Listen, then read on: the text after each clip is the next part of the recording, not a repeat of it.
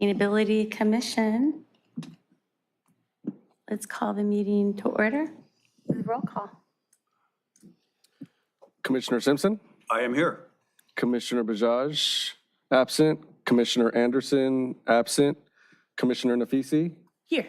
Commissioner Beely, Present. Commissioner Sao, Here. Chairperson Arata. Present. Thank you. All right, let's salute to the flag. Commissioner Beely, could you please lead?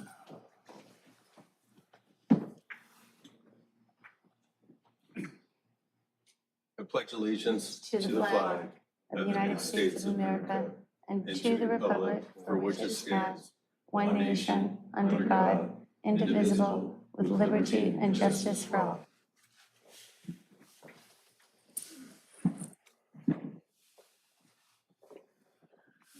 Moving to D, approve the order of agenda. Need a motion for that. I guess I move that we. I'll second that motion. All in favor? Aye.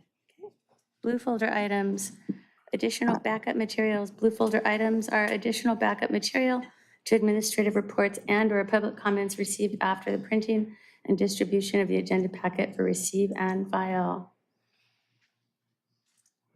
So the blue folder. Yeah, we did have several blue folder items, all associated with item J2 tonight. We do need a motion and a second to accept those. I move that we accept the blue folder items. I second it. All in favor? Aye. Consent calendar. Business items, and this is F consent calendar. Business items, except those formally noticed for public hearing or discussion, are assigned to the consent calendar. The commission members may request that any consent calendar items be removed, discussed, and acted upon separately. Items removed from the consent calendar will be taken up under the excluded consent calendar section below. Those items remaining on the consent calendar will be approved in one motion following oral communications. That's to include F1, approve affidavit of posting for the Public Works and Sustainability Commission meeting. F2, approve the Public Works and Sustainability Commission and Budget and Finance Commission meeting minutes for the April 28th, 25 special joint meeting. And F3, approve the Public Works and Sustainability Commission meeting minutes for April 28th, 2025 regular meeting.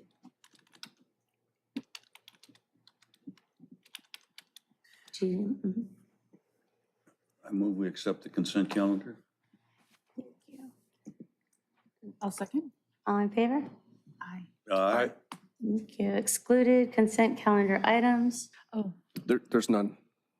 And there was no, let me, for the record, there was no hands raised or public comment for consent calendar. Okay.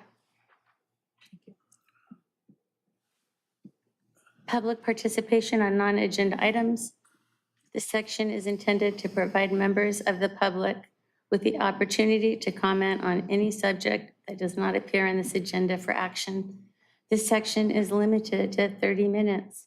Each speaker will be afforded 3 minutes to address the commission. Each speaker will be permitted to speak only once. Written requests, if any, will be considered first under this section.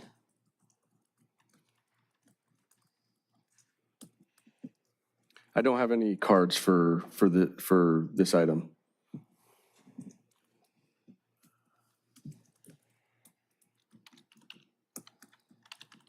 Good evening. Hello. Darrell Boyd, resident and property owner of 500, 600 North Prospect Avenue block. That would be, That's something that we're speaking on later tonight. but yeah. It's not what I'm talking about, not the same thing. This past Saturday at 10:45 a.m., I was nearly T-boned by a flying blue Tesla car with a young male driver. I was exiting the north end of our street to cross Prospect Avenue and make a right turn onto Burrell Street. The Tesla was barreling down the hill in the left southbound lane, well over the speed limit and heading straight at me. Luckily, the right southbound lane was clear and the driver was able to swerve and avoid hitting me. This is just one very recent and personal example of what we are dealing with daily. There have been collisions at Burrell and North Prospect Avenue, and the way things are going, there will be another collision or possibly even worse. We've had 2 instances of cars flying over the median on North Prospect Avenue. The last time it happened was between my home at 521 and my neighbors Tom and Carol McGarry at 523. Mr. McGarry made a public comment on the agenda earlier today about the noise and safety issues. Something should have been done after that last instance, yet nothing has been done. In fact, nothing has been done to protect the residents on this street in any way, either safety, privacy, or overall quality of life for many decades. We are subjected to noise levels that are way beyond acceptable levels for a residential area. 45 to 50 decibels is considered acceptable by both LA County Code Section 12.08.390 and City of Redondo Beach Code Section 4-24.301. Yet we are constantly assaulted with noise levels between 64.3 to 68.8 decibels and as high as 85.2 decibels during afternoon drive time. The City of Redondo Beach has admitted that it exceeds state guidelines for noise in our neighborhood, but once again, nothing has been done about it. Why is that? This is absolutely unacceptable. We've had 2 neighborhood meetings in which the residents were able to speak and give some input. We thought things were going well. But once again, we have been left out of giving any input on the landscaping that is going on. Who is making the decisions to plant tiny trees that will never provide protection, never provide a sound barrier? It's similar to the oleanders being plucked without any notice to the residents, leaving us wide open and exposed to any possible mishap by a speeding or drunk driver, wide open to every bit of noise and exhaust fumes out there, wide open to a daily audience of drivers and traffic peering down on us. Traffic calming for Flagler and Clark Lane is on the agenda for discussion tonight. Traffic calming for Broadway was discussed at a recent city council meeting. Why aren't we talking about serious traffic calming for 500 to 600 North Prospect Avenue? You've already denied the majority of residents on this street who wanted speed bumps to slow down the cutoff and cut through traffic. Now you're planting twigs out there on the median that will never provide safety or sound remediation. And who starts landscaping without irrigation ready to go first? Can I finish, please? That's up to the Can I commission. finish? Motion to extend 1 minute? Sure. Clearly, there was never a real thought-out plan for this Need project. a second and a Yeah, we vote. need a second and a, No? Let's, sure, let's go, give him a second. I'm almost done. Do we And have a then I'll second? give To Okay. extend. and we need Yeah. a voice Is vote. there a second? I'm the You're the second. Oh, you're the Yeah. second, okay, all in favor? Aye. Aye. Good? Yeah. Okay, thank you. Clearly, there was never a real thought-out plan for this project. So far, what is being provided is cosmetics only. It isn't good enough. You need to get the traffic and noise problems under serious control and with a serious plan. This situation is considered a public safety and noise nuisance and is defined under California Penal Codes 372 and 373A. It is a dangerous condition of public property and a public nuisance affecting the physical and mental health as well as the safety of the residents here. The residents on North Prospect Avenue are also entitled to quiet and peaceful enjoyment of their properties per California Civil Code. This is a serious matter and the city of Redondo Beach needs to step things up, stop cutting corners, do this the right way, and do it expeditiously. The residents on our street have had enough. Thank you. Thank you.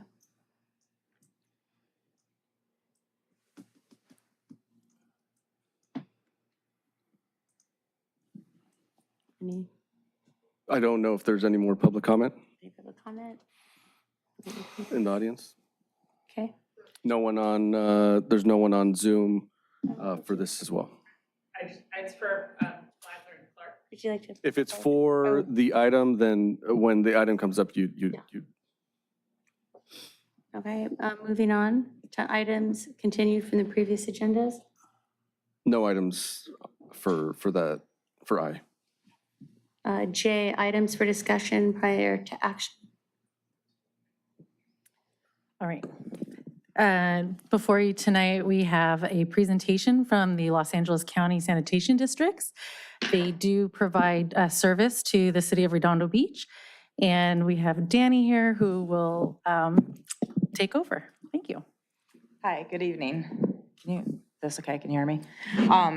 Yeah, I'm here with the LA County Sanitation Districts. And yeah, my name is Danielle Marizio, but as she mentioned, I go by Danny. I'm a supervising engineer in our solid waste department there.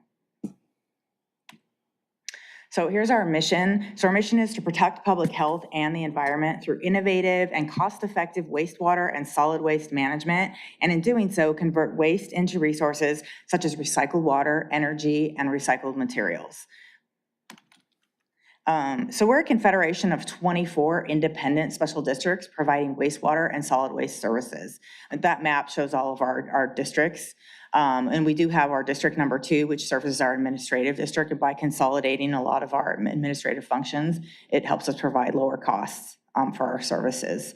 I'll be speaking today, like I said, we provide wastewater and solid waste services. Normally, I was asked to give an overview presentation of the district, which is kind of our standard presentation, which normally focuses more on the wastewater side, but I was asked to provide like a particular kind of emphasis or add, more on the solid waste. So you'll be seeing both of that as I go through the slides.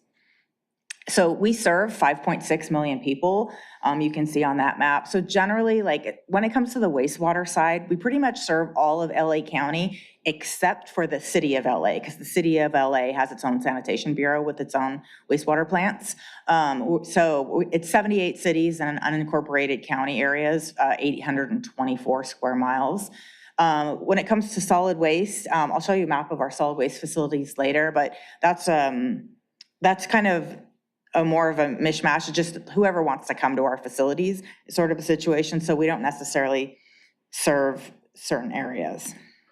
And then here, popping up here, these are our wastewater plants. A lot of them are water reclamation plants that create recycled water for reuse, which I'll get into. And then at the bottom of the map there, you see the Warren facility in Carson. That's our main plant. And currently that does not produce recycled water, but that's kind of like the end point for all of our other plants.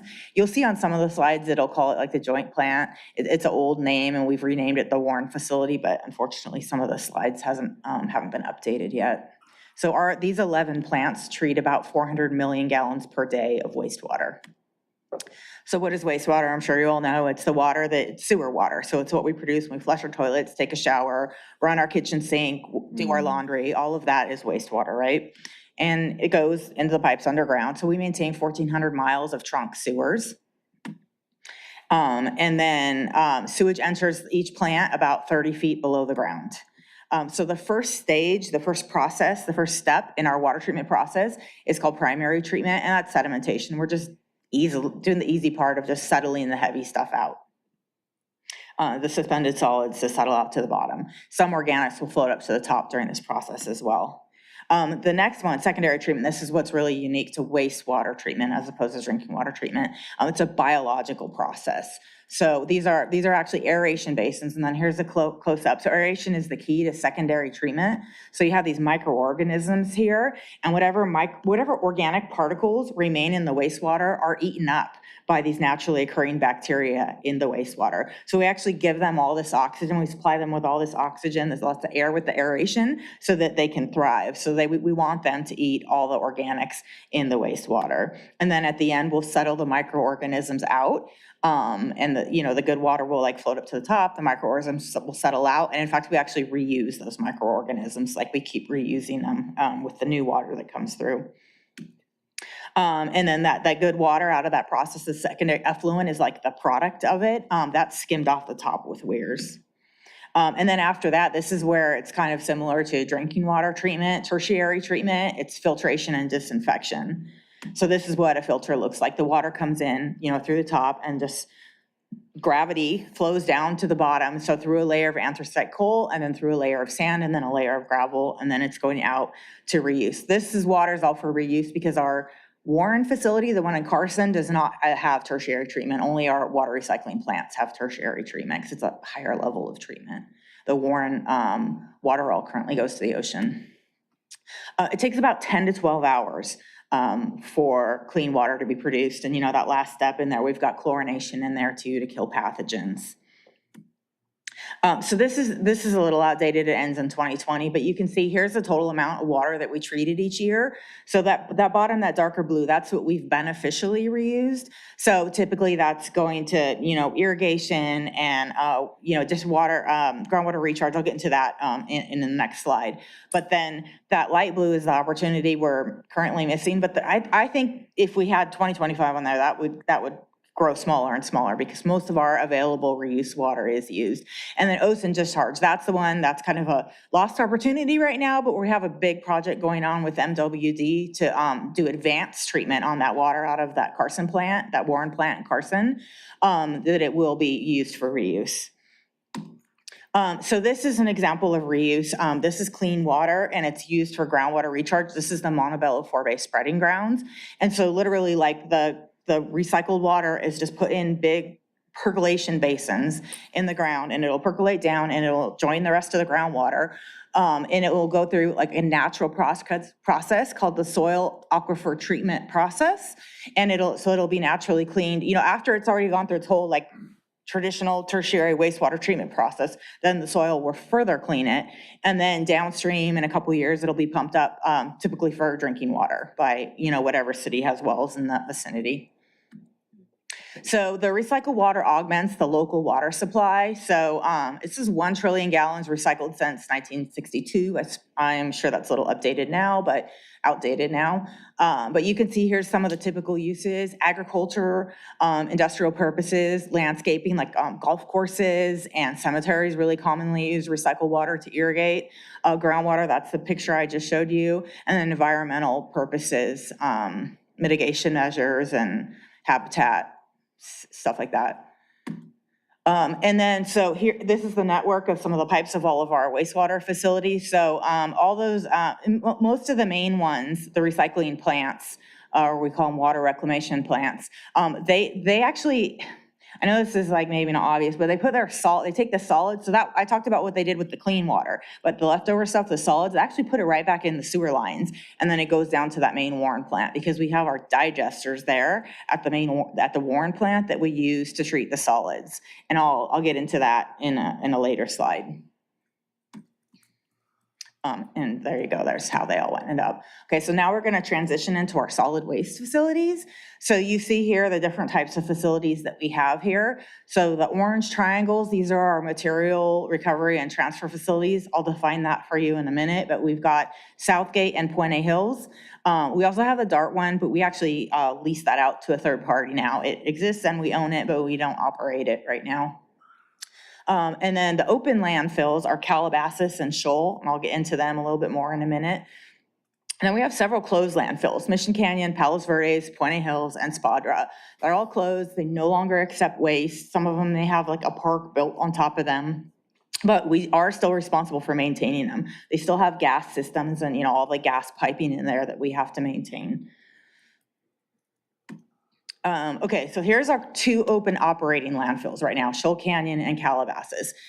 None of Redondo Beach's waste would ever go there because these 2 have what we call a waste shed. So that's like a geographic area around each of them, and waste is only allowed to go to them from that specific geographic area. So obviously, like, we're far from there.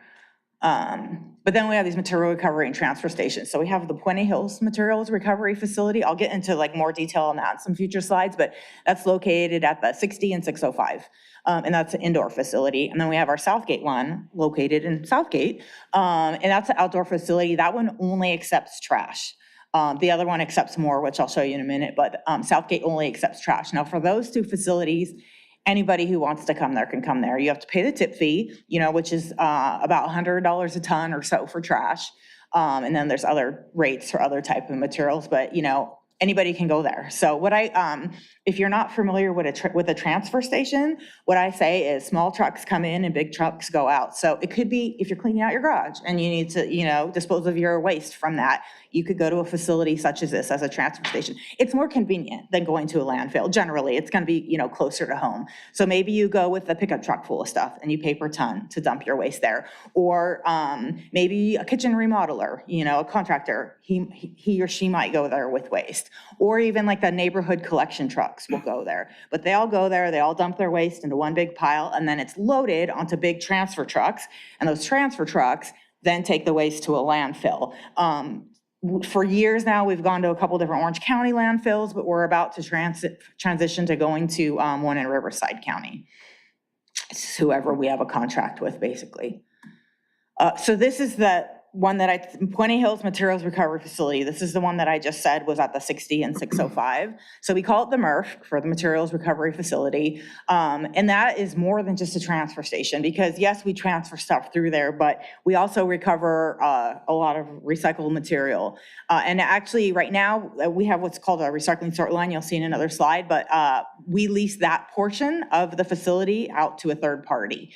But all the operations are still happening. So if you're looking at this picture in the forefront there with the big machine, that's all the recycle. Like on the top of the building, there's a number 1. So under that number 1, that's all recycled material, and it's getting ready to be loaded into the sort line. And I'll show you a picture of that in a minute. Behind that is just trash. We call it MSW, municipal solid waste, but it's trash. And it's just going to be transferred out to a landfill. Behind that, you can't see it, but there's green waste. And then off to the right is our whole food waste program, and I have some slides to talk about that. And I know it looks like it's really dusty in there, but that's actually our misting system. We have a misting system from the ceiling to control dust and odors in the building. And that building is so large. Just for scale, do you see that little white minivan down there? That's how big and there's a person down there too. That's how big that building is. You can fit 3.5 jumbo jets inside that building. So here's the sort line. This is for recycled material. So they were being loaded up kind of in that other picture, and then they'll run through this whole mechanical sort line.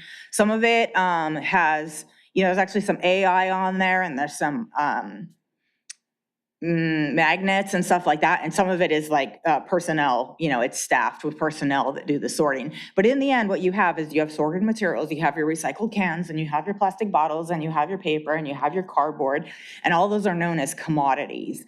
And they're turned into the bales that you see there in the picture. So it's like a hay bale, but instead of hay, it's like an aluminum can bale.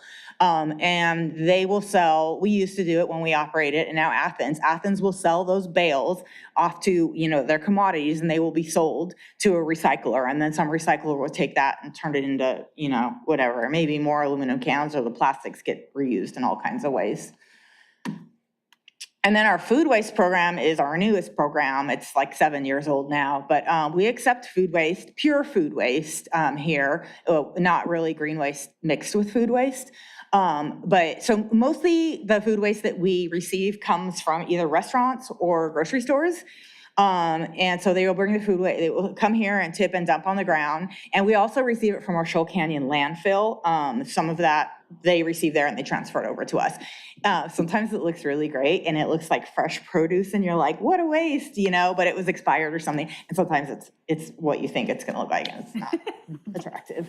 But, and people think that like this building stinks because of the trash, but I promise you the trash does not smell at all when you're in the, like it's this, like we get garlic in there and onions in there and sometimes it's really fragrant.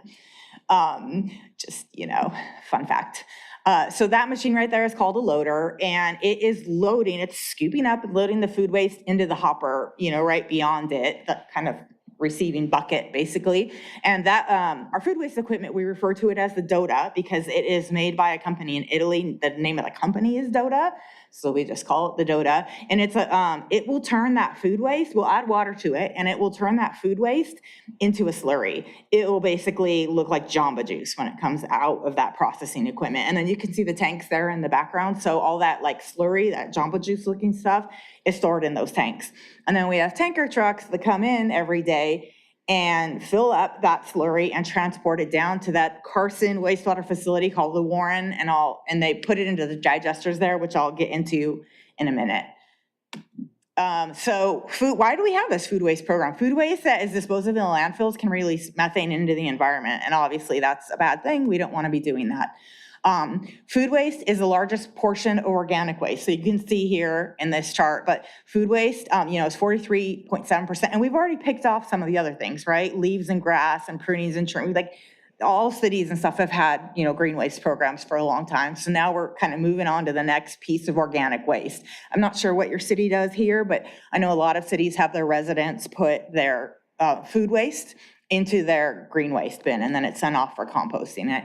I know that's what my city has me do, but every city chooses to handle it a little differently.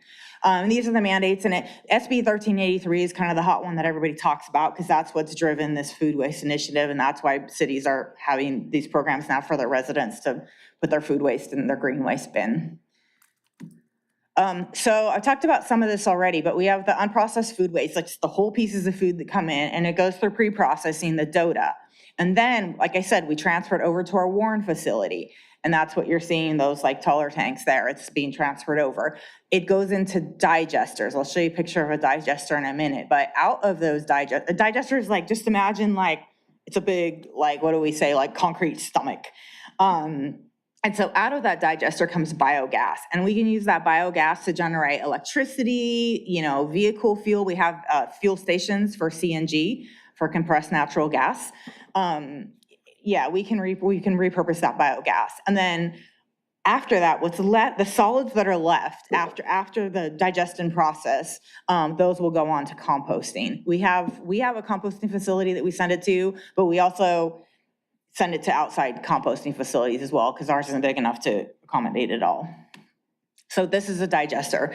So this is the Warren plant. There's 24 digesters there, and it takes 15 to 16 days for waste, to get fully digested in there. So remember when there was that picture of the wastewater plants and I said they put their solids back into the sewer line and it all ends up down at Warren? Because it goes in these tanks. It goes in these digester tanks just as the food waste slurry goes in this digester tanks because they can generate the biogas off of all of it. And then they also have steam generators that are used to generate power. And then, as I said, most of our biosolids are composted with ag waste.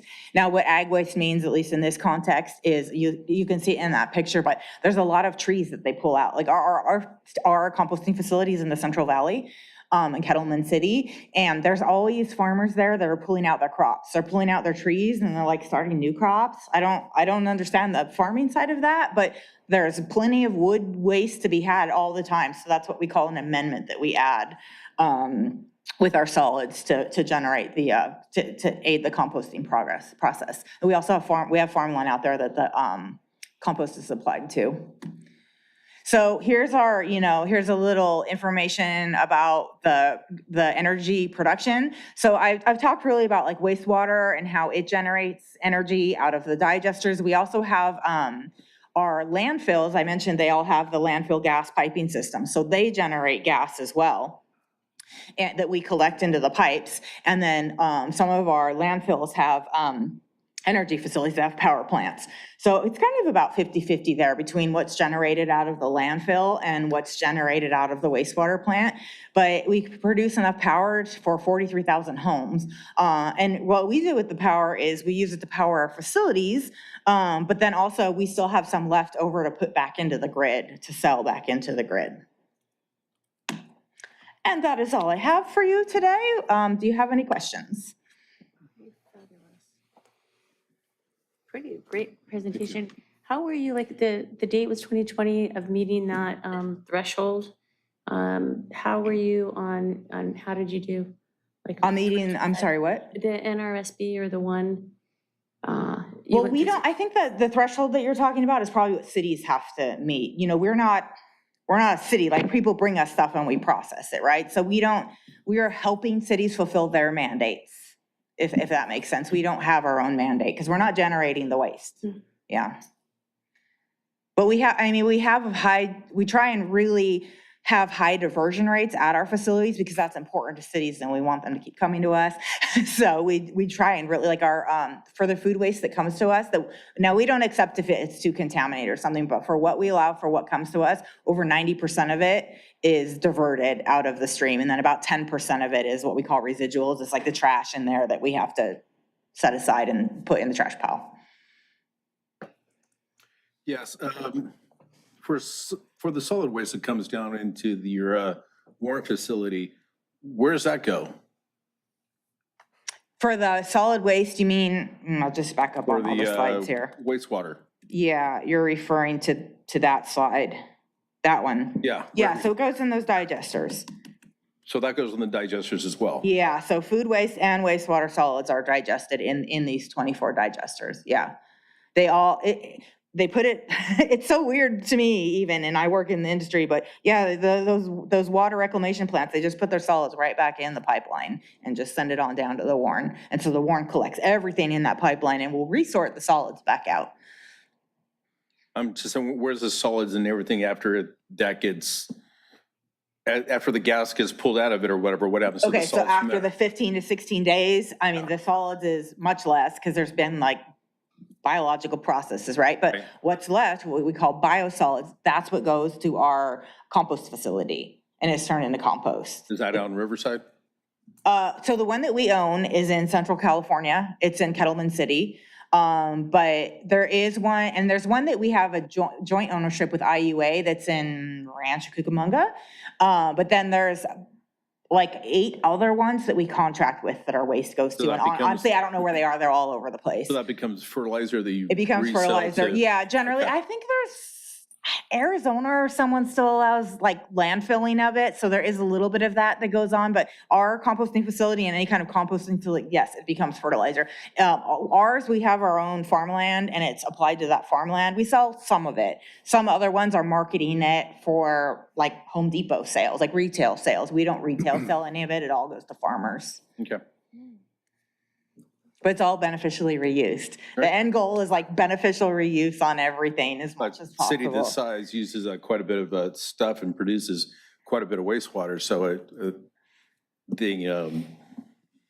the question was there is like, that's quite a bit of material that you have to get rid of. So I was kind Yeah, of wondering yeah. how many, truckloads come out of that facility kind of a day, really?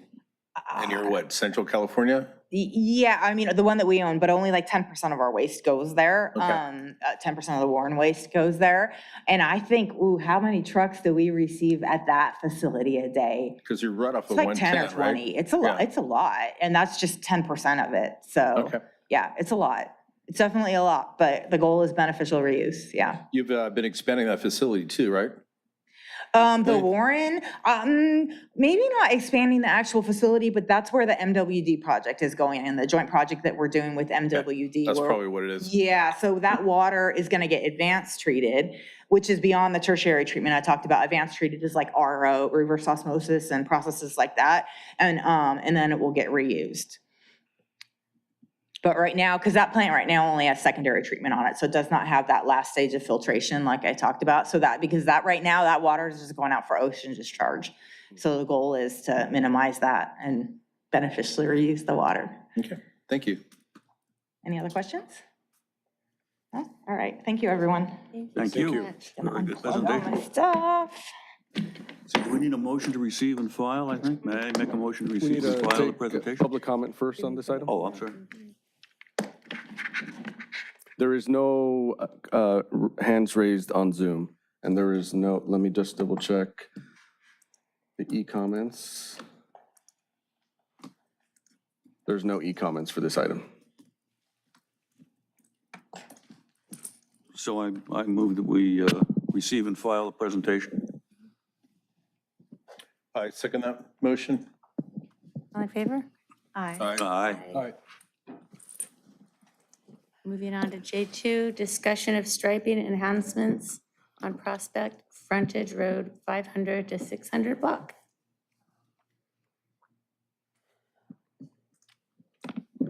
Good evening, Commissioners.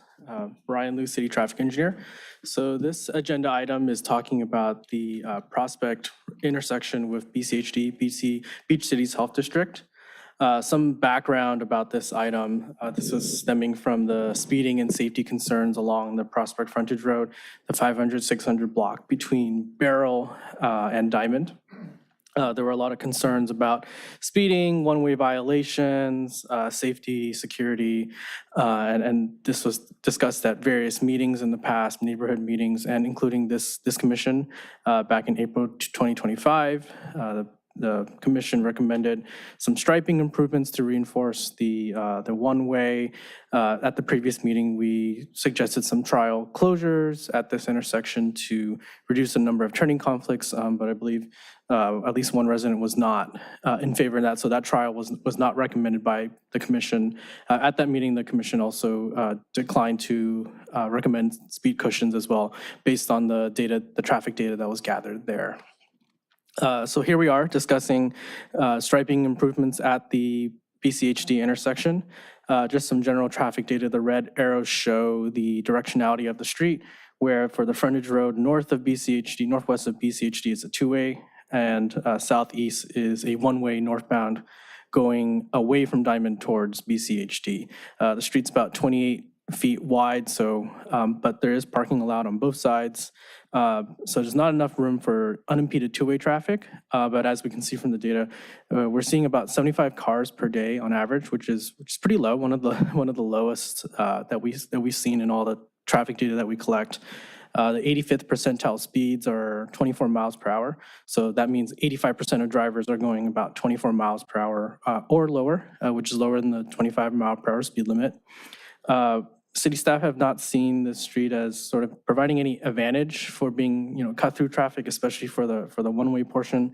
There's multiple points of entry here, and there's not really any discernible advantage that sort of a regional commuter could have if they were to go along this frontage road.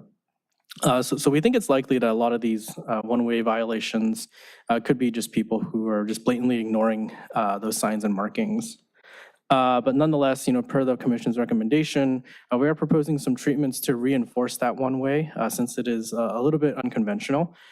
This includes, and we'll show on the next slide, the proposal, striping to guide those southeast bound drivers to the signal. So if you're coming down the frontage road here, you are required to make a slight left and exit the frontage road at the signal.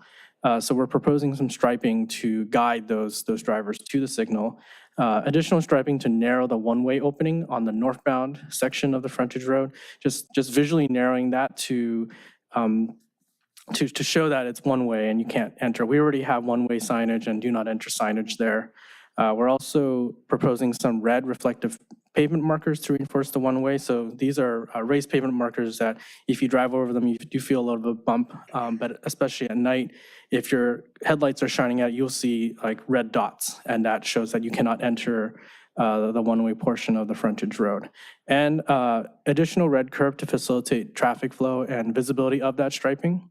And so these proposed treatments can be done pretty easily by the city's crews in-house. There is some thermoplastic striping there, that one-way arrow. Unfortunately, we don't have the ability to remove that easily without causing a scar on the street. So that type of treatment would require the city's contractor to come, which can be a difficult task these days. But we believe that the striping proposals here can operate independent of that. So there's a number of items here that we're proposing. Most of these can work independently, depending on the commission's motion. But we feel that this represents the complete package of striping improvements we can make at this area. So for example, additional 20 feet of red curb to provide some breathing room for drivers who are coming into the frontage road, a right turn arrow that's sort of placed, a standard right turn arrow that's placed in the space of that median. This is about all that can fit in this area. Some dashed and solid yellow striping to divide the two directions of the frontage road. A white stripe here to aid with that required turn. This green vehicle shows the approximate location where we can preserve one parking space. The curb between these two homes here is about 34, 36 feet long, so would technically be able to park two smaller vehicles. But, you know, it really depends on the nature of, you know, who's individually parked there. As you can see, the staff's proposal is to just preserve one space here so that all the striping can be visible, and then red curb as necessary so that all of staff's, you know, all of these treatments are visible. These squares are the one-way red reflective markers that I mentioned. There is already 20 feet existing a red curb here. These circles show, you know, where we need vehicles to wait in order to be detected by the signal.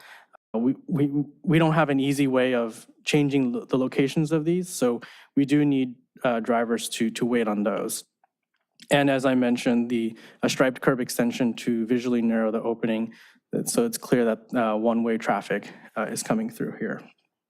This plan was sent to residents during the noticing for this item for all 27 residents along the frontage road. We received a good amount of public feedback for this item. It's included in the agenda and the blue folder for this item. We did hear that at least one resident was opposed to removing street parking along the home side of the frontage road.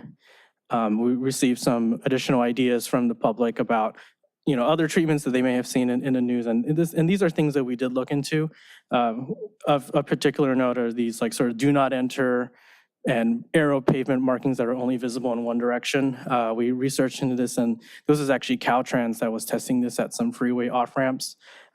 Caltrans applied for an experiment to do this. So everything we're proposing here is compliant with the California METCD that governs all striping signage, you know, everything we see on our streets for consistency across the state and the country. Anytime we want to do something that's outside of the official guidance, we have to apply for an experiment. And so Caltrans applied to another state agency to run this type of experiment, and they did not see good results with that, as you can see in these photos. So they formally ended that experiment. So obviously that's not something that Caltrans is doing, and neither, you know, that experiment never applied to Redondo Beach. So we never had the ability to piggyback off other agencies' experiments. But in any case, these treatments are placed on limit lines, and you need a white contrasting background. They don't apply in this situation because these require, you know, a stop sign or a signal solely for that frontage road approach, which isn't exactly applicable here. So this summarizes staff's presentation. Happy to answer any questions, and our recommendation is to present these for us to install these striping improvements as presented. We're not changing the nature of the frontage road and how it should operate. We're just reinforcing those the existing regulations. There are a number of recommendations, you know, here that, you know, depending on the commission's recommendation or public comment can be altered, and we can answer questions to that.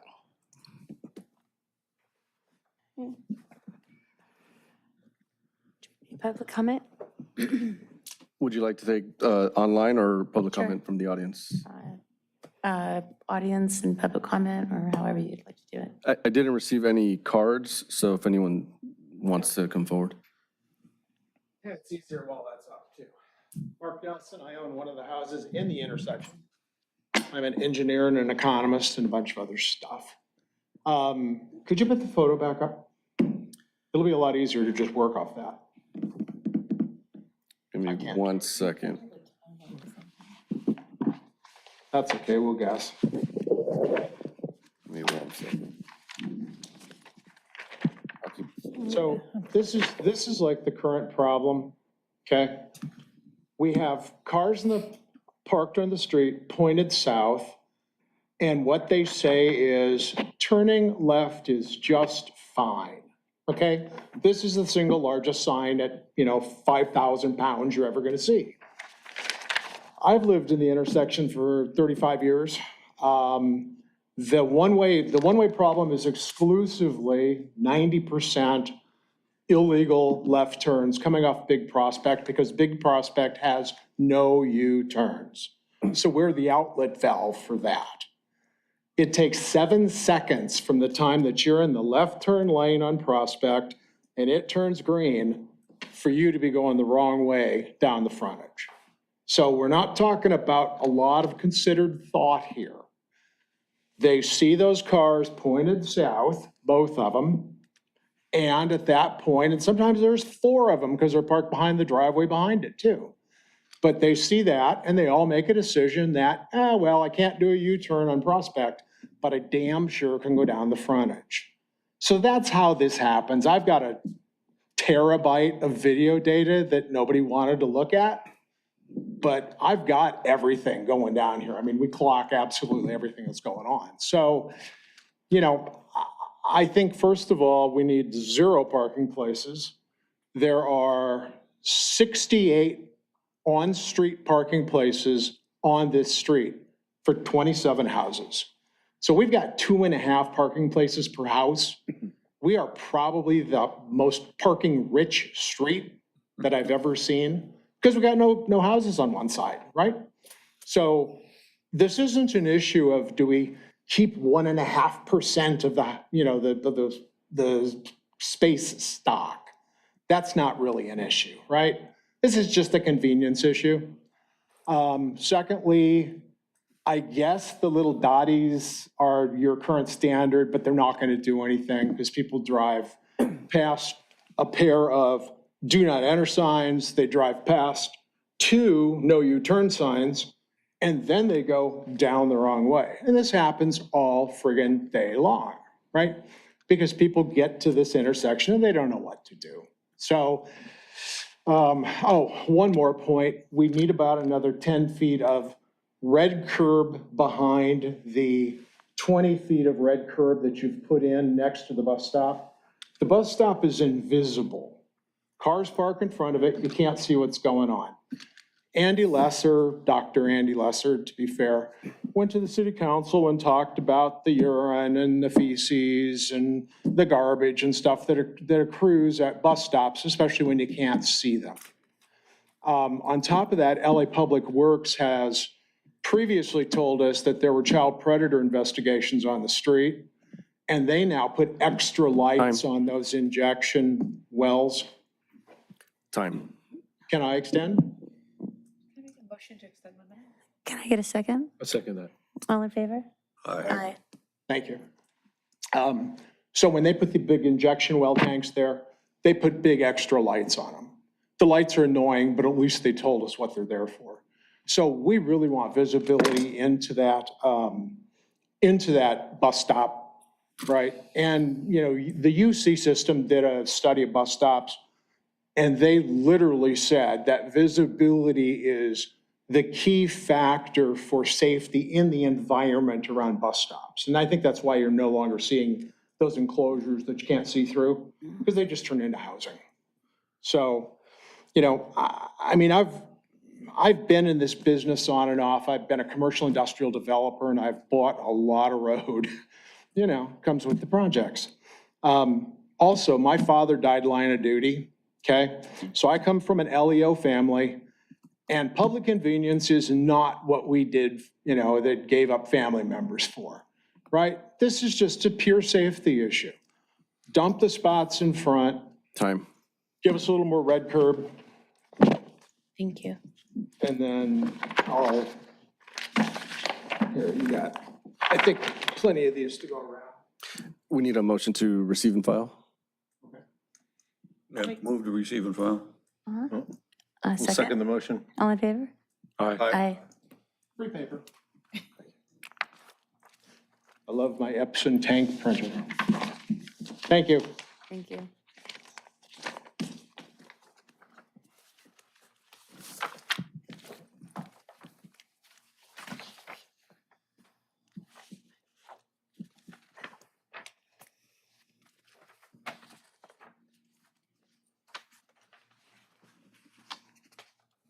We do have a hand raised on Zoom if you'd like to take that. Absolutely.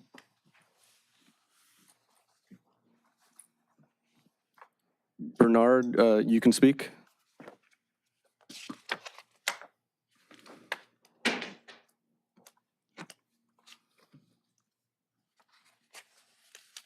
Hello, this is Bernard speaking. We can hear you. Okay, good. Bernard Dubois, 513 Prospect Avenue. So yeah, I got the picture of how you want to do all the streets and everything, which looks good. But unfortunately, you've made my curb, the only parking spot in front of my house, red. And this is kind of a problem for me and family and friends, whoever comes to visit my house. I've wondered about this street ever since I've moved here. Since 2004, I bought my house here.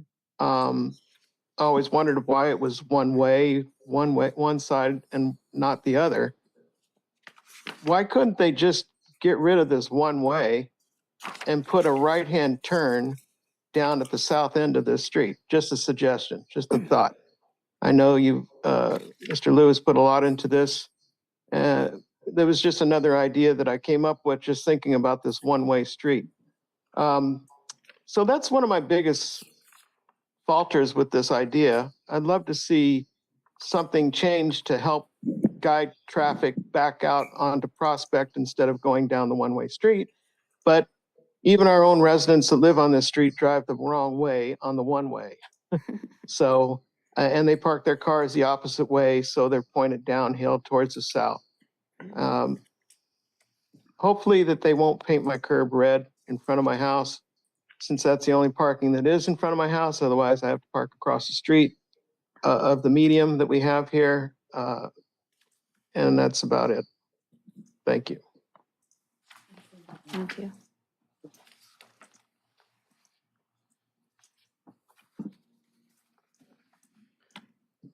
There's another hand.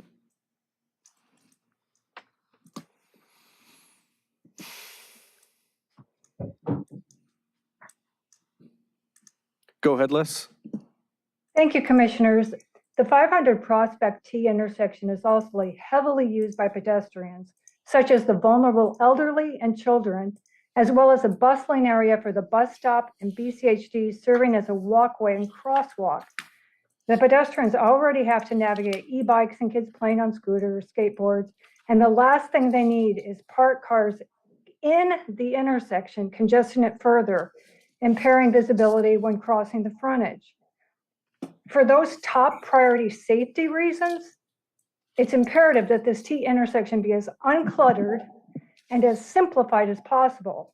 Please, please, please advise against parking in the T intersection, especially vehicles pointed the wrong direction. It's the right direction legally, but it's the wrong direction for U-turners to go the wrong direction. I know that's complicated. The intersection is complicated.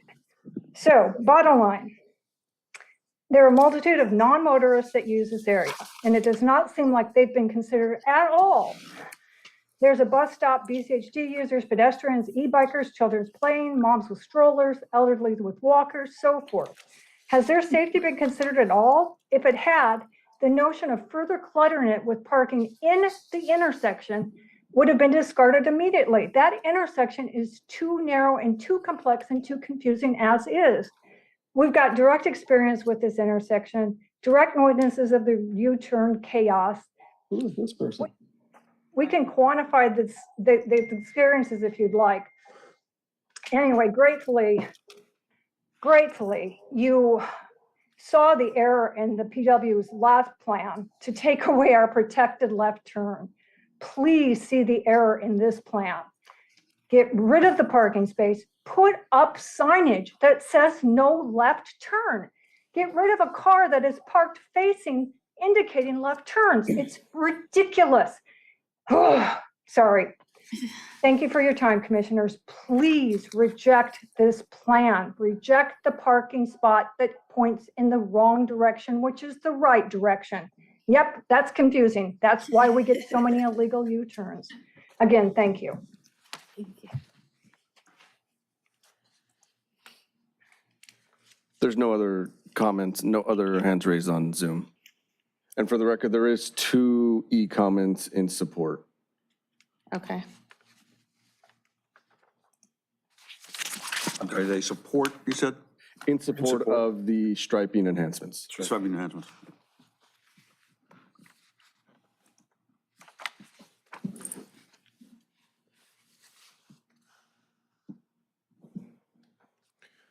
Quick question. So Ryan, in the suggested striping for that left turn into the frontage street, you're not suggesting any like flexible delineators, right?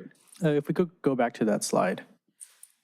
So it's just marking on the street, no delineators or pylons? That's correct. The current proposal is just striping. Now, the commission could recommend delineators, but and we can talk about some of the ramifications, but off the top of the bat, any delineation we put in the street itself would hamper street sweeping. Leaving that, where was the car that was parked that they don't want to have a parking place for? So they're referring to, I think. Here, where the green is. Yeah, the green. So right now, there's no red curb between, in this stretch between And you're those two not proposing driveways. to add it. Well, as it is right now, there's no red curb. So you can technically park about 2 smaller vehicles. What this proposal is to preserve 1 space definitively for any most size vehicles to park. And some of the public comment, was to not add red curb, and then another was to, put red curb entirely through this area.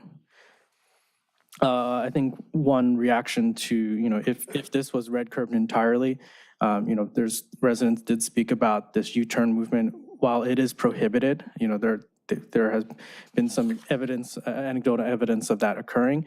If this space was clear and, totally red curb, it might actually make it physically more possible to make that U-turn, because, that presence of the parked car there, in no matter what direction it's facing, it is a physical impediment to, making a clean U-turn into the, going the wrong way on the frontage road. So if we cleared this out, we would need some additional striping, other enhancements, perhaps those delineators to really show that, hey, this U-turn is not possible. I mean, I'm sorry, but I've got data. To be clear, 75% of the time, there's cars there.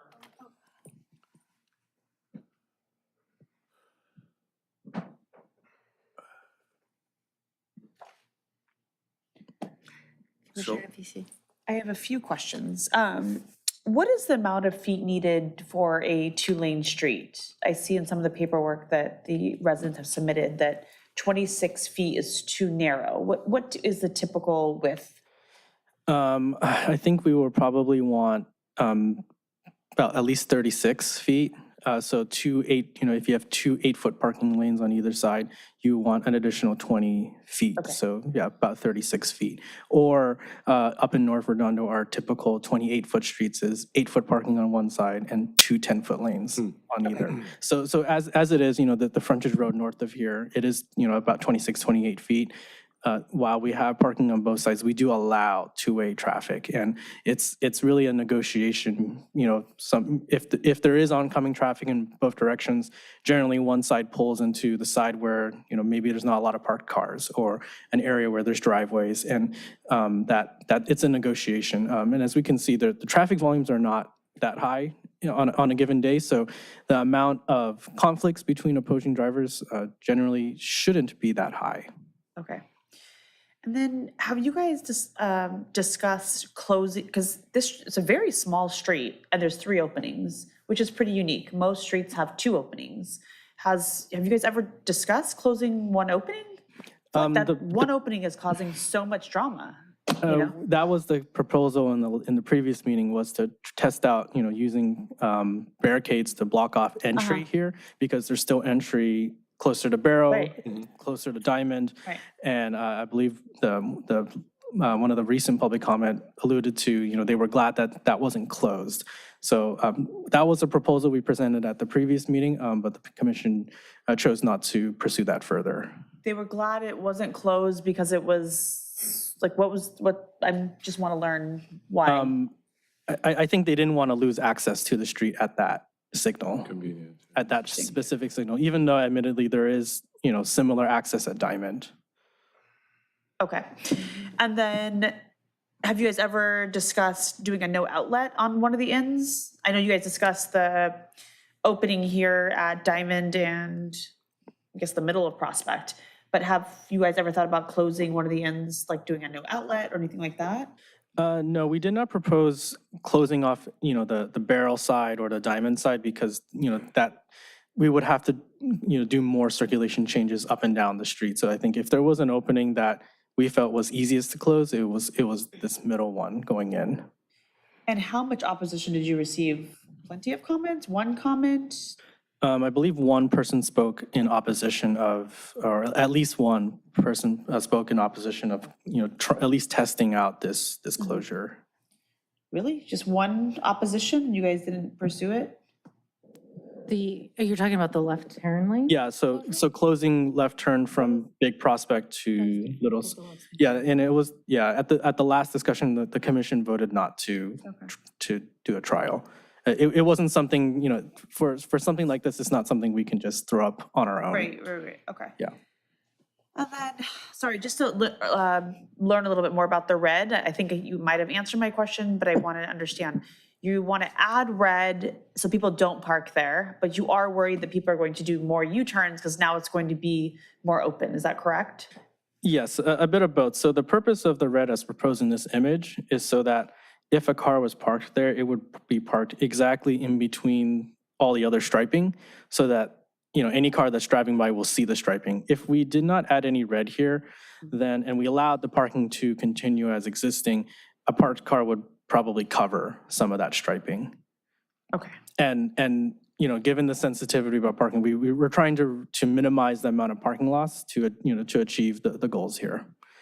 But as some public comment is stating, that, they would like to see it completely red, which could have some, side effects as well. Okay. Could you just elaborate, please, on just some of those side effects if it were to all be red? If it were all to be red, that removing the possibility for any car to be parked there does create a wider open space physically. And so if there were a driver wanting to make that illegal U-turn and go the wrong way, they may not have to make a 3-point turn to do so. They could probably make it in one maneuver. And to some people, that could be encouraging. Covering one is a 1-point turn. Look at where it's coming from, the left-hand lane over there, protected left. There's no. We have to maintain the order. Sorry. Yeah, thank you. On the other hand, this has been a long slog with no ears open.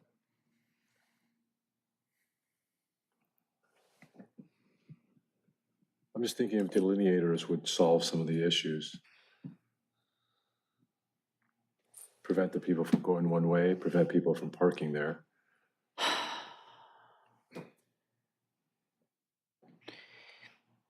So can you define a little bit more what delineators are and what they actually? Yeah, so the delineators are generally the ones that we have in stock are those flexible posts. If someone hits them, they'll probably scratch up their car a little bit, but they are flexible.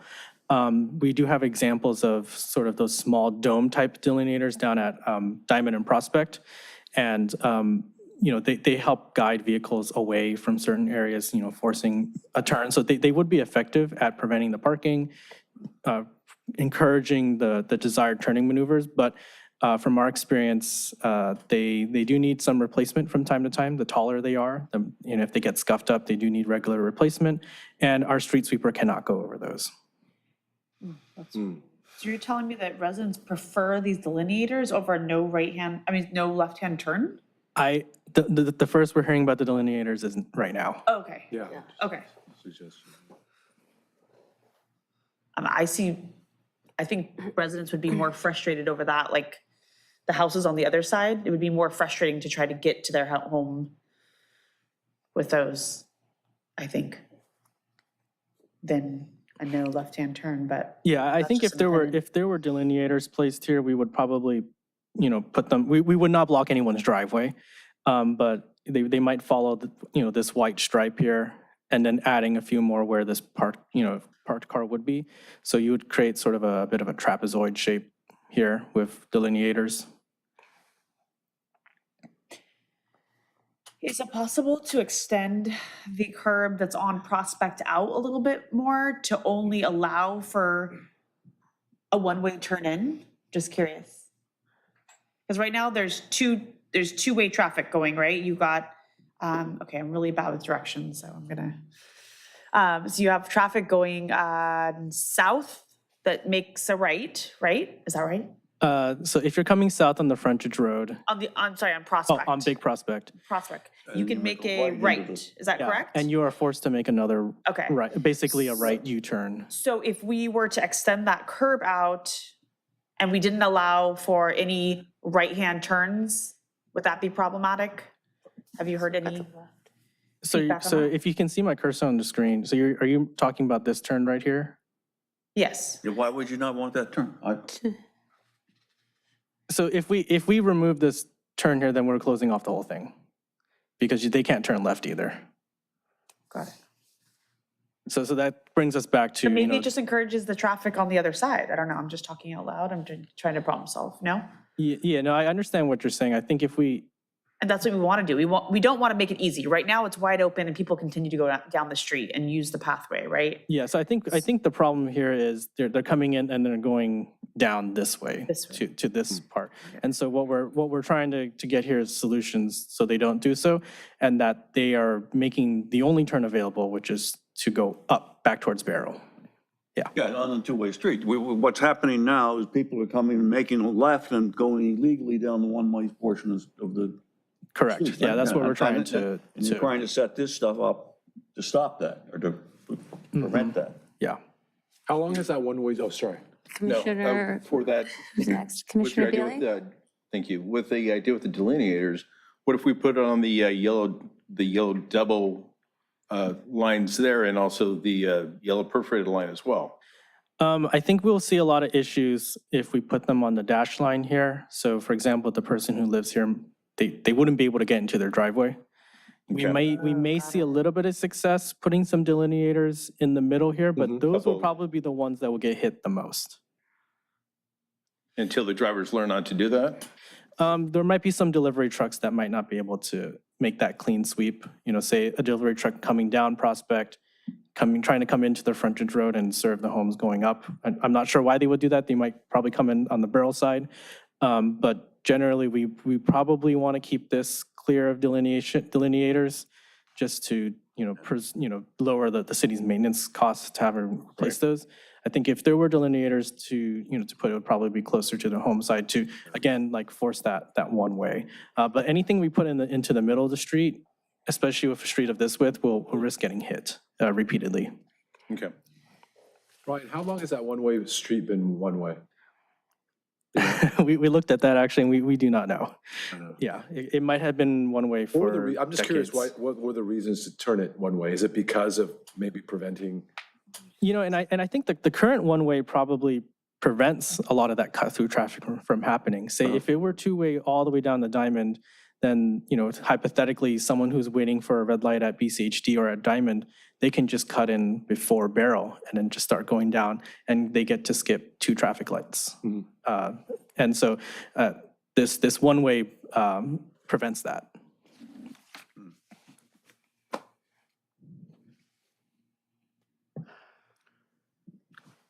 We do have another hand raised if you'd like to.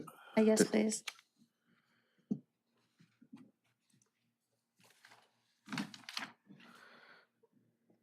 Go ahead. Jesse, can you hear me? Yes, and it's Commissioner Anderson. Hey, fellow commissioners, this is Stephen Anderson. Apologies, I couldn't be there tonight. I think one of the things I want to thank Ryan for his effort on this, just to remind the constituents that this is a temporary option that can be altered in the event that we're not seeing the desired results. This isn't permanent, and we can come back and see how this is proceeding after a few months, is one thing. And the other part I wanted to comment on was that through some of the blue folder comments and some of the background discussions that have been going on between the constituents and the city, is just maybe making a recommendation to the city that in the event that a sound wall does come up as a discussion item, that be a Prop 218 discussion element, because it does seem like it is a specific solution to these residents. Not saying it's a good idea or a bad idea, but something that the city should investigate as a potential option to fund a sound wall. That is all. Thank you.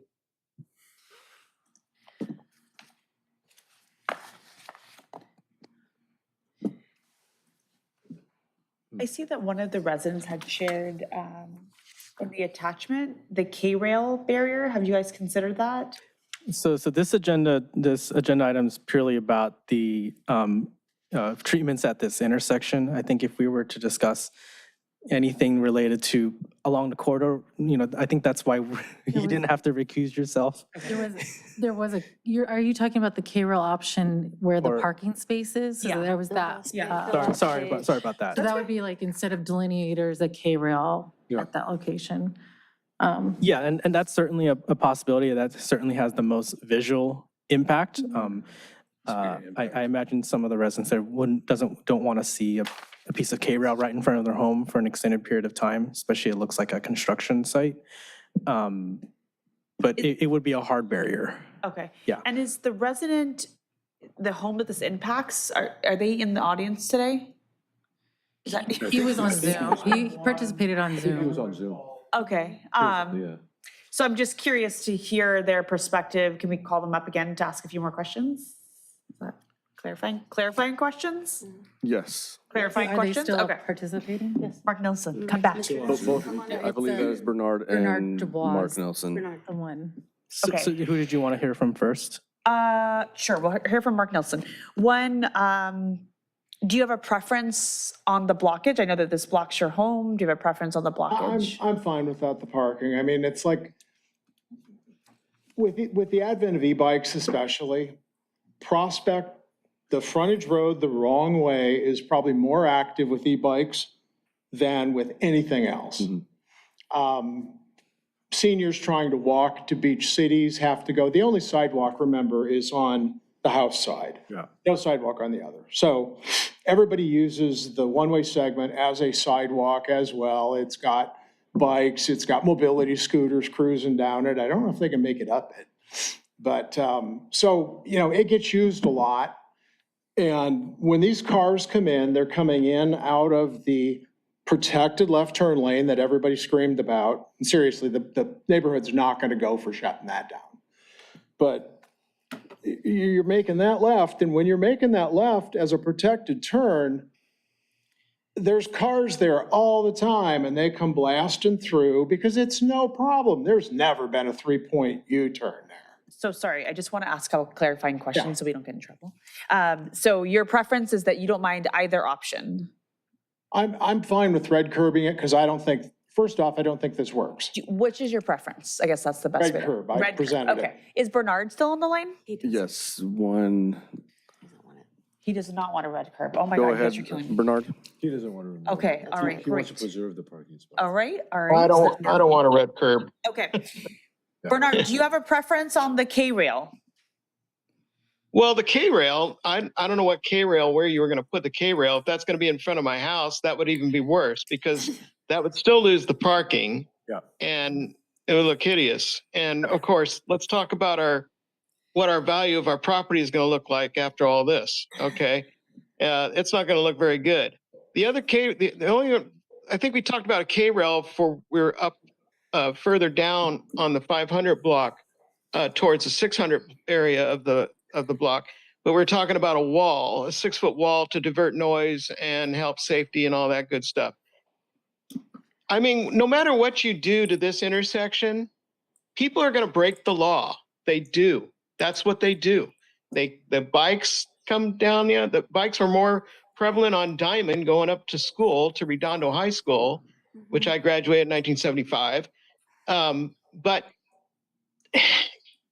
I don't think there's anything you can really do to this corner. Okay, I can turn my vehicles around the opposite way. Then I would be getting a parking ticket because I'm parked the opposite way. Now, if I can park my vehicle heading north, then it might not look so good because I'm coming up from a one-way street and it looks like the whole street should be a one-way street, which it's not. Okay, so you have up to the no parking sign on Friday, the sign that's in front of my house, in front of Mark's house. You should park your car facing the one way, opposite way, because wait, I'm getting confused. Wait a minute. So Okay. I just want to ask a clarifying question, just because we've gone over your public speaking time. Do you No, that's okay. I just want to ask a question to understand your preference because your two homes are the most impacted. And not that I Yes, would they give are. preference over any of that. I just want to take it into consideration as we move forward. Do you have a preference, and this is just a yes or no question, do you have a preference on the left-hand turn lane or extending the curb to prevent less traffic from coming into that intersection? Well, extending the curb would be an idea. I think signage coming down from the north area of Prospect on the main street, heading south, if you have a no right turn to that entrance, that might help because think so it'll too. be right there. They don't turn, they're not supposed to turn right at that intersection. Right. They can go all the way down to all the way to the end of the intersection, the south end, and make a right-hand turn and come back up because it's the one way. Right. Signage would be the biggest help, I think, more than Okay. anything else. All right. So you are supportive of additional mitigation for turning to avoid traffic on your street, right? Correct, right? Correct, Okay. correct. And Mark, yes, do you have any preference on? I'm struggling with the question. I just want to know, do you have any preference on mitigation on signs? Because I know that we're talking about the actual physical barriers right now, but are you supportive of any mitigation or additional signs to go up to prevent traffic from coming in? The only sign that I can imagine that would be helpful is to follow the double yellows down to the end of the red and put a no left turn there. So that when people are making their big sweeping, soon to be illegal U-turn down there, they then encounter a big no left turn sign. Because that's what we need to block. It's the left turn to go southbound on one way, the wrong way. So it needs to be a no left turn sign. Yeah, I think that's inevitably. Clarify, needs to where be would put. where would you put that? Right now there's a one-way sign. You see where it says a parked car here narrows the opening? If you follow that blue arrow, right about there, there's a one-way sign 8 feet up in the air, pointed north. Now, mind you, it's not one way at that point, but that was the only place they had to put the sign. That's trying to suggest that the road to the south is one way that way. Yeah, okay. But that's roughly the area. I mean, ideally, it would kind of need to be where Like the double yellows. are. The double yellows are Yeah. up close, up front. Yep. If there's an issue with speed going through this frontage, according to the residences, if people are flying through here, According to the residents, there are speed issues. Usually when I see speed, it's like you're doing 40 in a 25. Okay.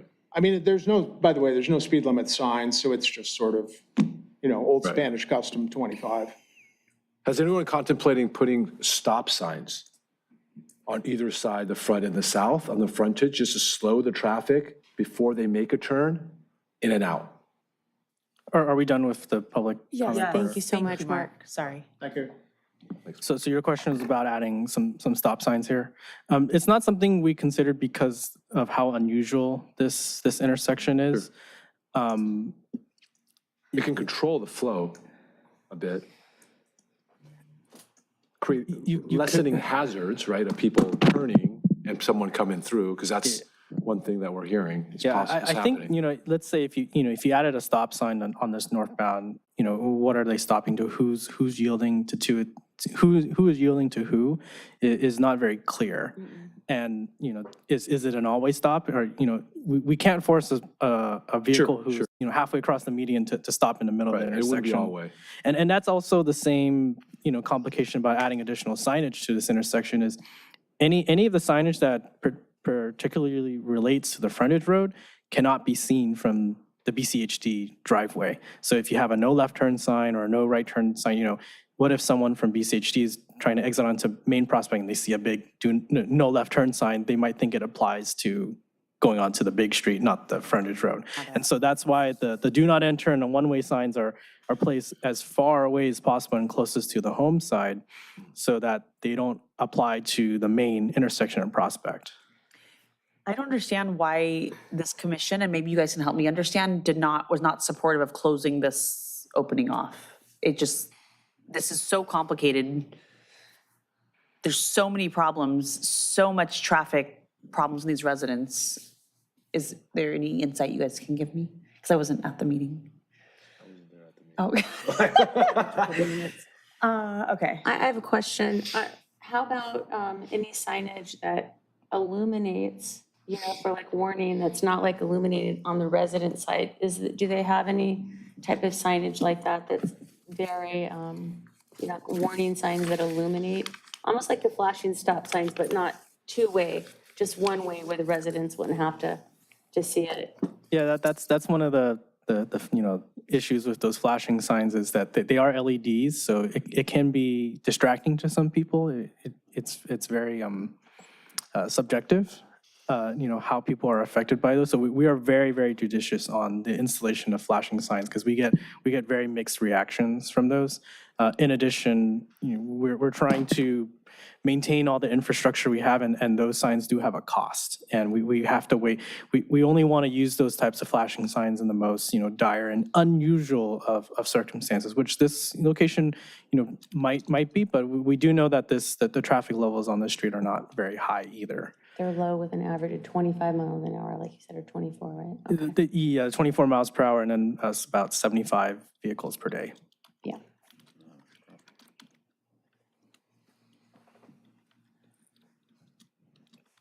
So what's before us now? We could take a motion to consider the staff's recommendation, I guess, right? And any other recommendations, based on the feedback and what was discussed, because we did not propose delineators at first, but as I mentioned, there's pros and cons to the delineators. But if that wants to be part of the motion, we can certainly try those out. I think the street markings will work. What was the issue or your concern about putting a little median with a sign, maybe with delineators, right there in the double stripe yellow? So it looks wide enough. We don't know if that Amazon delivery truck will be able to, make that turn in without hitting those signs. Yeah. So if you're referring to, this portion of yellow here, we're not confident that, say, a FedEx truck trying to make this right turn, we don't know if they're going to be able to make that turn, to back up to go the other way on the frontage road. And any signs we put or delineators we put in this dash yellow area will prevent the person who lives here from being able to enter their driveway. Oh, yeah, we wouldn't put it there in the stripe, but I'm just saying putting it right there in the double yellow. Yeah, and I don't... We're trying to accommodate an Amazon truck driver, but there's two entrances to this frontage street. Yeah, and I'm not exactly sure what, adding some delineators in the middle of this opening will accomplish either. There's an entrance in the front and there's an entrance in the front and the back and the rear. Yeah. I mean, if we put a no U-turn or no entrance for the left, or I don't know, something to prevent that U-turn from happening. That's what he's saying, that the age-challenged people from Beach City's health district might get confused if they see it. Further Will they be able away. to see it on the hill? They can see down? They'll be able to see it, yeah. That they're gonna get confused and think that they cannot turn left. Turn left to make a Yeah, right because into that sign is gonna be direct, it's just an open, Yeah, so like where Right in my front of their cursor is, house. any signs that are placed here that are facing back towards this way, they'll be visible to here, but they'll be visible to the other side as well. And then I think thus far we have avoided placing any signs that could be misconstrued for, for another intersection.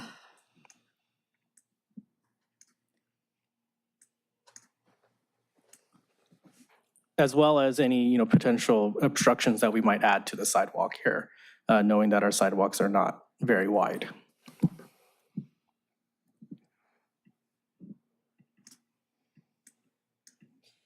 What are the red circles? These red circles are where we need vehicles to wait for the signal. okay. Yeah. So those are sort of our limiting factors here. They're where the sensors are for the traffic light out in. Correct, yeah. Well, I think the staff's proposal seems to deal with all the issues, and I'd like to make a motion that we approve the staff's recommendation, I guess I would say. Can this be a pilot? Yeah, Okay, these things can be done with paint. And just to reiterate, it's what we're showing here is what we've originally proposed, keep maintaining a parking space here and not putting any vertical delineators. And I'm sure we'll continue to monitor this intersection, and if we were happy to take any feedback as well after it's installed, after a time, maybe a trial period Yeah. of some sort. And so while this may be semi-permanent, there's always modifications that can be made in the future as well. So. In the medium on Prospect, making that left turn in, going from south to north, could there be a sign there that says no U-turn into frontage going south? Something. Yeah, at the- so I something think to what you're suggesting here is if you're coming down Big Prospect from Barrel, prohibiting right turns into the frontage road. No. No, I'm talking about for cars coming up this way. Yeah. We have two no U-turn signs there currently. What about Well, there's enforcement? no U-turn, but is there something saying no U-turn into frontage or going south? Something to, I don't know. Yeah, we probably People couldn't may or may fit, not read it. we But may be able to fit that onto a small sign somewhere, no U-turn onto frontage, but that might suggest that you could make a U-turn onto the main street. So that sign would probably say no U-turn. no U-turn anywhere here. And that's where we run into, we want our signs to be clear, concise, and easy to understand. So I think where we have those two no U-turn signs, it applies to both parts of Prospect. I just want to say, if I read that sign, I would not know that it meant not to turn on, I don't know what frontage is. I mean, I'm learning tonight. And it's hard to just a communicate driver. that. Yeah. That would not tell me not to turn on that street. I would think it would just be a U-turn onto Prospect. Commissioner Anderson? Oh, I'm sorry. You had a question? No, Oh, I'm sorry, Commissioner Simpson, okay. But nobody seemed to Okay, I want thought you were like, okay. Commissioner Bealy, so sorry, Commissioner Simpson. I do appreciate Ryan's, all the hard work that you put into this, and obviously you're not going to be able to make everybody happy. I agree with keeping the gentleman's parking spot in front of his house, because that is as annoying as it gets once you're a homeowner. Is there anything that we can put on to signify that parking spot is supposed to be going north on the frontage street, along with the one-way of the street? For that parking spot. It's probably a little unclear exactly which direction they are required to park in. I believe, I'm not a lawyer, but I believe the one-way portion of the frontage road ends right at this line here, and that this space technically could be in the two-way part of the street. I think. If we had to draw a line somewhere. So which way do they park, this way So or that way? Is there a way that we could designate it as being supposed to point in the northerly direction?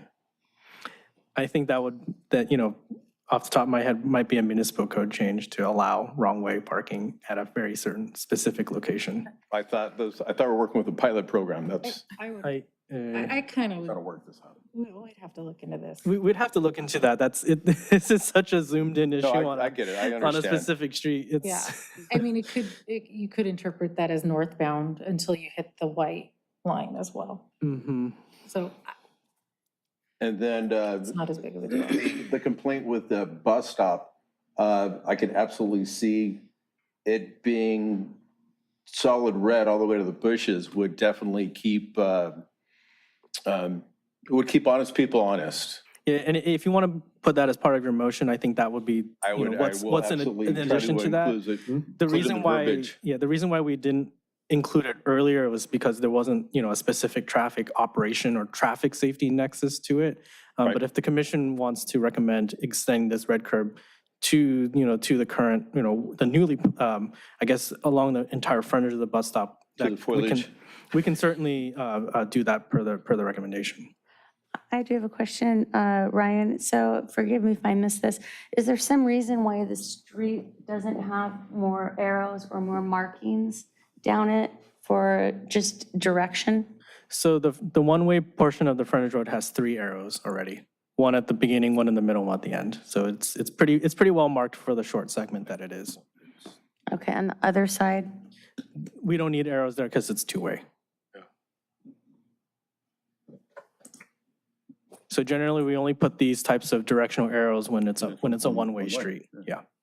So what usually we're you have three of them adding, then. yeah, and what we're adding here is a right turn arrow. I just think with all the markings, if we don't have proper signage to deter them from entering that intersection, it's going to be, we could put all the signs, all the markings on the road. The problem is that if someone doesn't know they can't go into that street and make that U-turn, and they make a U-turn and then they see all these signs on the ground, whatever, it's actually more of a hazard. Because you're, oh, I can't go in there. I got to back up. You're going to cause a hazard. You're going to, people who want to follow the rules will create more of a hazard for everyone there. Oh, I made a mistake. I can't go through there. They try to back up. They try to move around. It's going to be a nightmare. The reason why people are making a U-turn and going through is because there are no markings that are like, oh, I messed up. I might as well just go. Rather than backing up, stopping, getting caught, causing more of a havoc, they just go right through it, right? That's simpler, easier. It's actually potentially safer. So if you have all these markings there, someone goes in prior to, after they've already crossed the intersection, it's too late. They're either just going to go through anyways, or two, they're going to be like, oh no, I made a mistake. What do I do now? I'm stuck. Sit there and wait, or back up and there's someone coming out of their driveway. God knows what can happen. Right? So it's almost better not to have anything there. So someone who does make that illegal U-turn actually goes through the flow of traffic and prevents that from happening. So I think any signs to prevent someone from entering with the intent of making that U-turn going into that frontage street, preventing them from trying it is the best thing we can do. Is it too late to reconsider the blocking off of that opening? Or like you discussed it and it's gone and... That was definitely discussed at the last meeting. I think there was, I recall that the residents were concerned about losing their protected left turn. One resident. Probably more than one resident, Okay. but that was the concern, is that this is a protected left turn to gain access to this frontage road. And they definitely did not want to lose that. That was made clear during the meeting, and it was discussed by the commissioners that were present.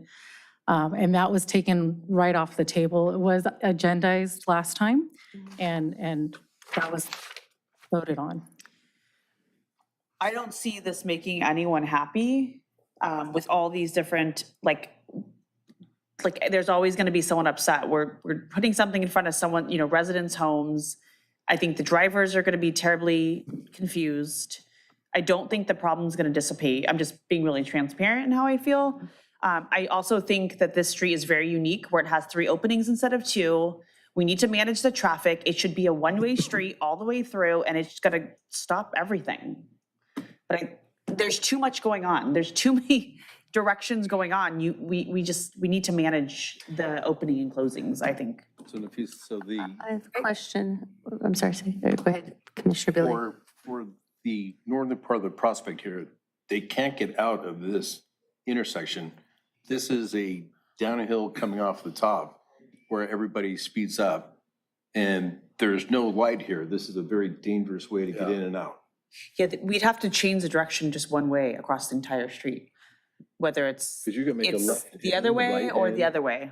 I mean, we all live on 2 opening streets. This is a very unique situation. I don't think it's any different than any street in North Redondo. Right, but you have this busy intersection here, you have another busy intersection down here. If the lights don't line up, you're not getting in and out of here very safely. It's not any busier than here. But there's a light to get out of that area.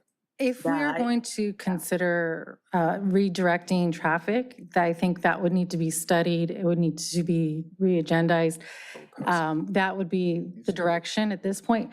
For today, this is simply reinforcing the existing use and function of the street. So it's whether or not we want to implement the striping. If we wanted to explore a change of direction or closing, that's a much bigger conversation. We definitely wouldn't want to do that tonight at this meeting. without renoticing the public, because that's not what was agendized. That's fair. I do have a question, Lauren and Ryan. Ryan, specifically, like that flashing sign I'm talking about that you said was subjective for special circumstances. How much is a sign like that? And do you feel that, like, I mean, this is very unique, and I feel like if there was something that was visible before you turned in, you can see, like, okay, obviously something's going on there. That's something similar to the signs that are already up, but a barrier in a way. Or not a barrier, but a caution, like, they can see it. Yeah, I think that the cost of one of these signs is about $1,000 or so. I don't know the exact cost of it. Okay. One other thing that popped into my mind is that, that makes me a little nervous about the flashing sign is having this flashing sign right next to a traffic signal That would be and visible to Main Prospect. So, if you're on Main Prospect, you got to look for your red, yellow, and green. And then right in your view, you have something, this flashing white thing going off too, which does make me a little nervous, adding that complexity to a traffic light.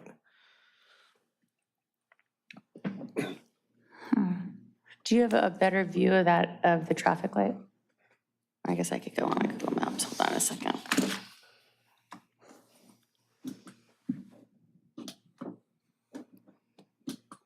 And just for clarification, there was a motion made by Commissioner Simpson. There was no second, correct? Okay. So I guess that means we don't like the staff striping recommendation. No, I do like what Ryan has done. I just like to add a couple alterations to it.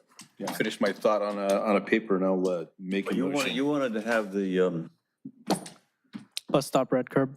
Bus stop red curb and the parking to designate to go to the north instead of the south. So there's clarification with that.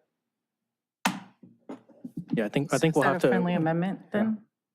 yeah, Yeah, we'll have to look into that. Then we and- can see what will or won't happen from there. We'll give it a chance to work. So would that be a second if that is added I to will the? make a, Second with an amendment. yeah. So can I make a, Commissioner Billy? it's not amendment, what is it? Yeah, it's a friendly. Friendly amendment All to right, Commissioner a friendly Simpson's amendment to motion? accept the staff's plans with alterations for the red curb at the bus stop to extend to the foliage and also to make a determination as to the parking spot in front of the property address at, was it 511 513. or 513? Between both, yeah. Or between the two, just so to have that designate as to, for the parking there to be facing northbound. Thank you. Is that accepted by Commissioner Simpson? yeah, sure, that's fine. So there's a motion and a second. Should we Need a second for the friendly Did amendment? Andrew have something he wanted to say? Yes, please.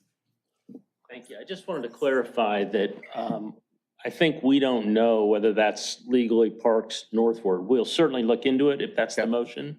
If the motion is to go ahead and do it, I'm not sure we could execute that motion without some legal advice from PD enforcement as well as our city attorney's office. So we'll certainly look into it and do it if we can, if that's the motion. That would be acceptable to me. So we need a motion, a second? That, I believe We that it got was it. a friendly amendment to Commissioner Simpson's. And that was And seconded, so Commissioner now Simpson we need a accepted vote. it, so Now we we have just a need a motion vote. by Commissioner Simpson, seconded by Commissioner Bealy. Right. And For the pilot, for the. I'd like 3 months. I have so a we probably question. need a roll call vote, right? Are we, We just- real quick, I have a question. Commissioner Billy, do you have a question or comment? Can we do a 3-month pilot on that? That's what I was going to Sure. say. I was just going Thank to say you. that. Welcome. So you can bring it back to us in 3 months after you've done That's part some of the data? motion that I accept, Okay. second to, like, yeah. There you go. Great. So maybe we should clarify the motion just so it's clear to the public what the motion is. The motion is we accept the staff in striping improvements with the addition of The addition of the red curb at the bus stop to extend to the foliage And That we examine the parking. the parking spot for the direction to make sure that's legal. And have it as a 3-month pilot. It's a 3-month It's pilot. a 3-month pilot. You're going to bring it back.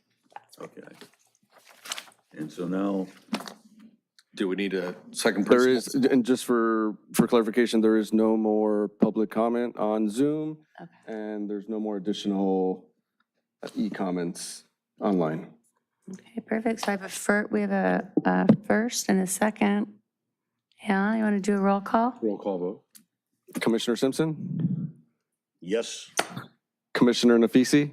Yes. Commissioner Bealy? Yes. Commissioner Sal? Yes. Chairperson Arata? Aye.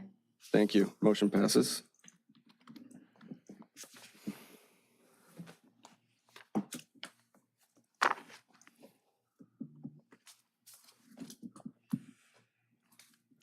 Okay. Sorry, hold on 1 second. Sorry, guys.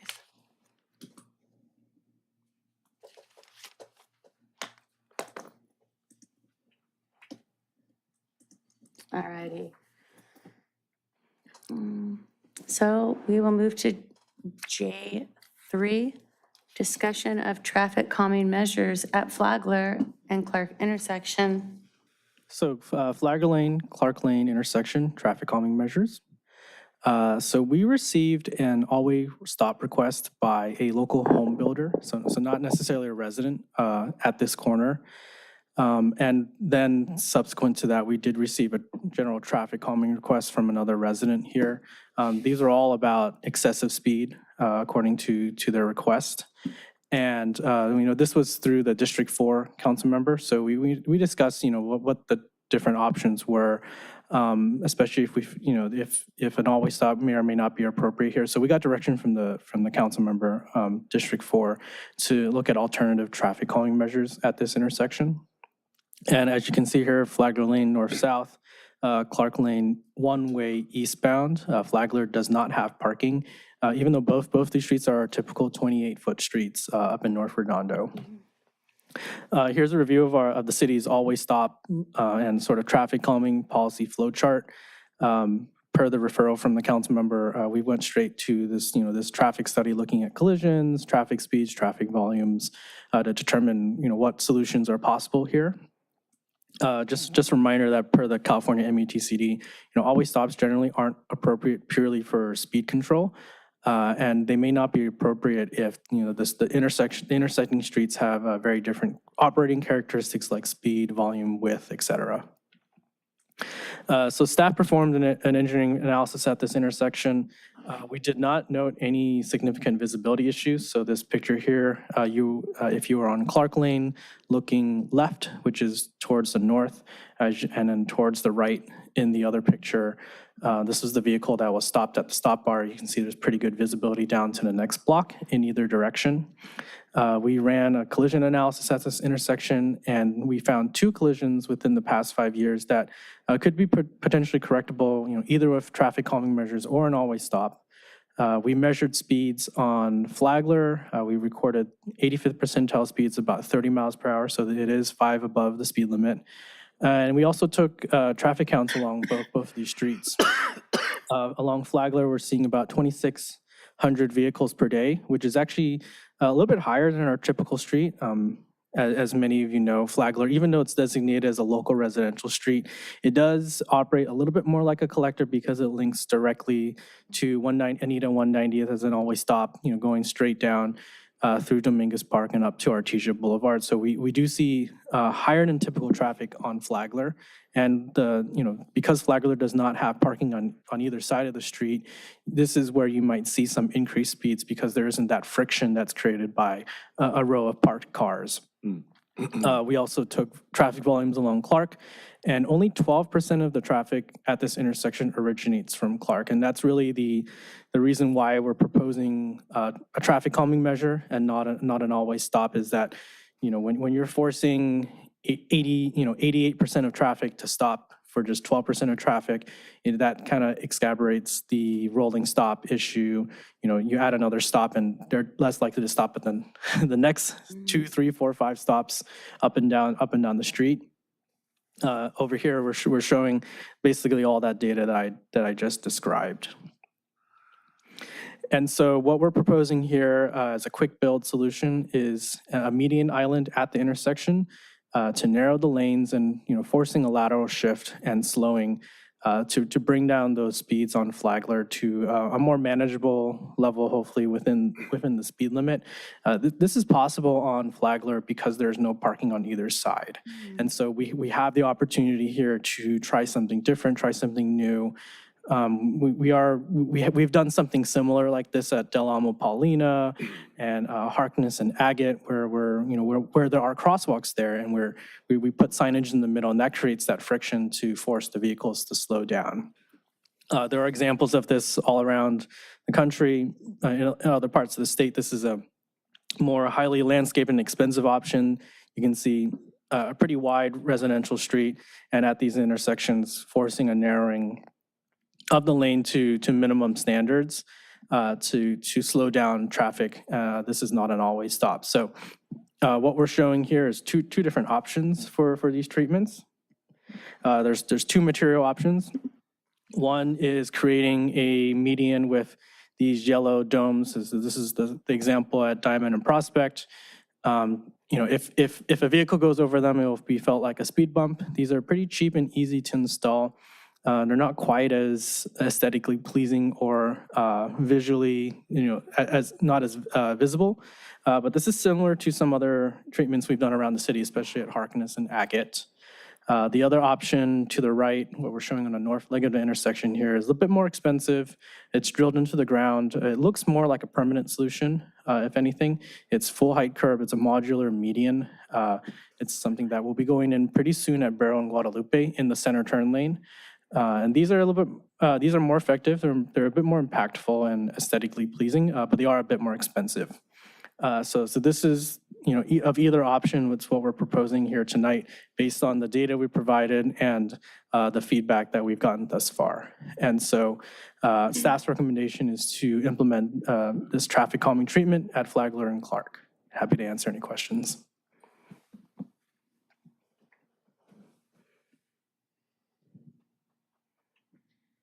Was there a preferred option that the residents wanted? Or did you guys just come up?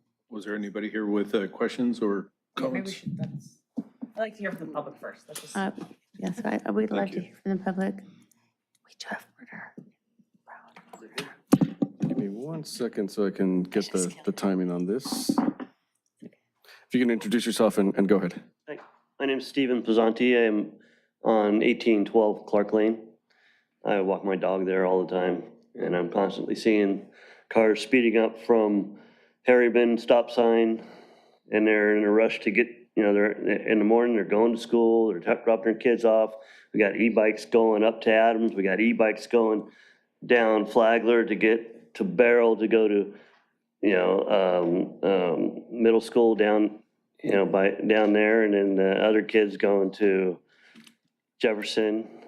So it's just, I see a lot of traffic in the morning.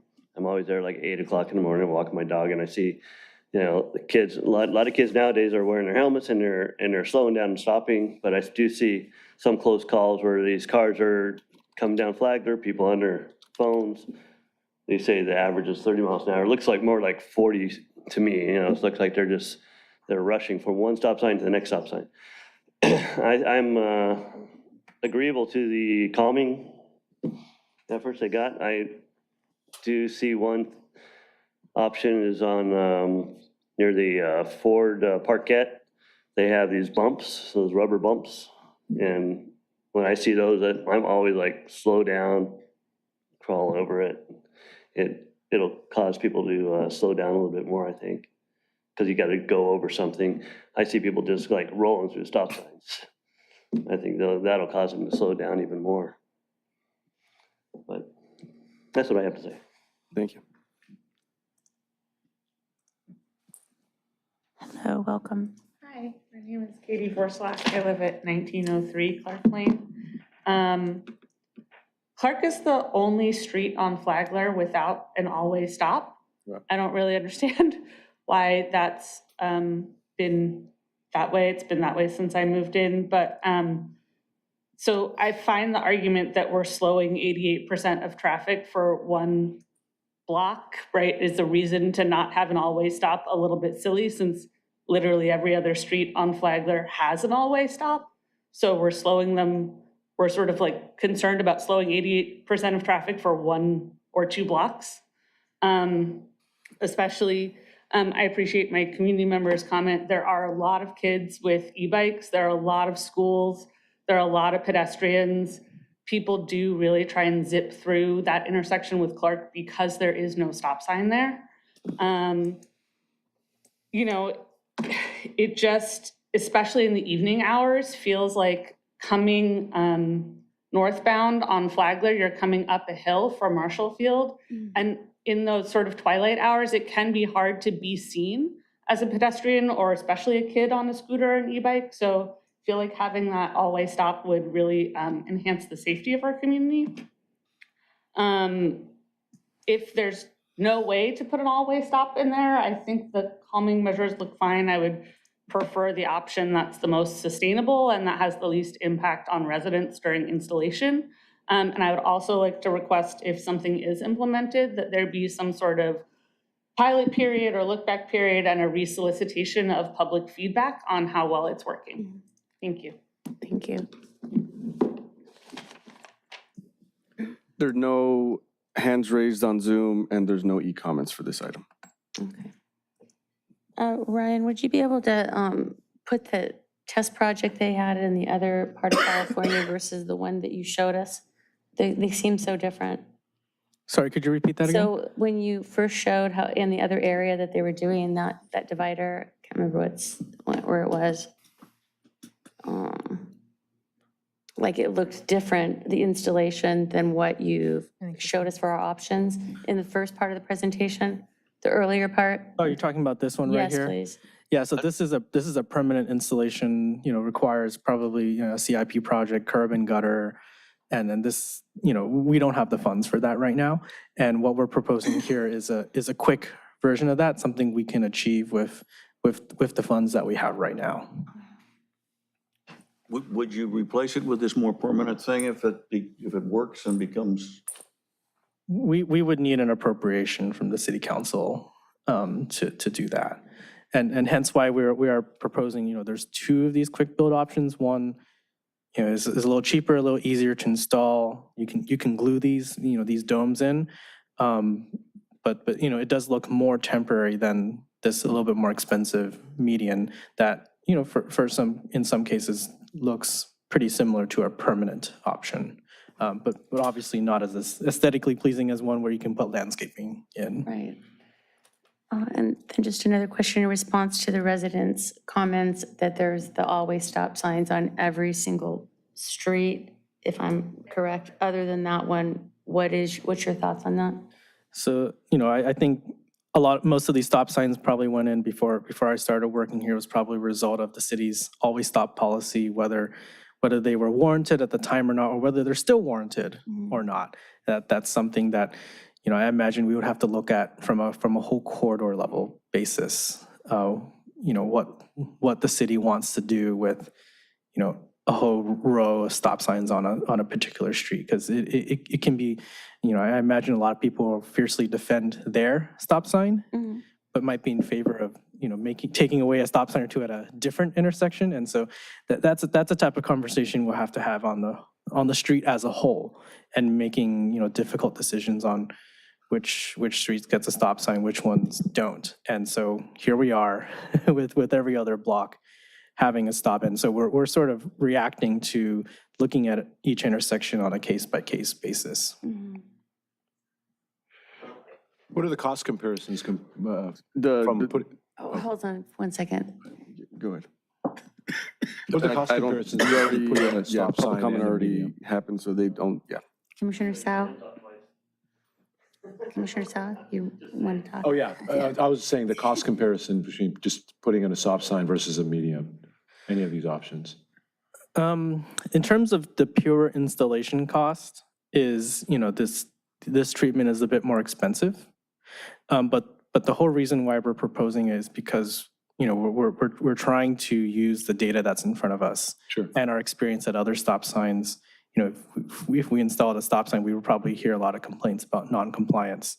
The lack of enforcement, for all, the handful of our motor cops, we can't enforce every single stop sign all the time in this city. And so we're trying to be a little bit creative and seeing what other options there are before we throw another stop sign in. I don't know, I've been serving this commission maybe like 3 or 4 years, and like Commissioner Nafisi, I think your mic is off. sorry. Thank you. I've served on this commission for roughly 3 or 4 years, and I feel confident that at every meeting, I've probably approved like 4 stop signs. But I've always said, I do not think that stop signs, especially in North Redondo, do anything for traffic, because people get so used to them, and they're just running them. And that we need a comprehensive traffic reform. But I won't repeat myself, but I'll be team whatever. But question for you, so was your idea that you would put this mitigation treatment in instead of stop signs to be more creative and kind of give a perception that the street is more narrow and it would slow people down? Yes, that's correct. It's creating that visual barrier that, it's striking the balance of, trying to preserve some level of stop sign compliance at other locations and recognizing that, that the vast majority of traffic on the street is on Flagler.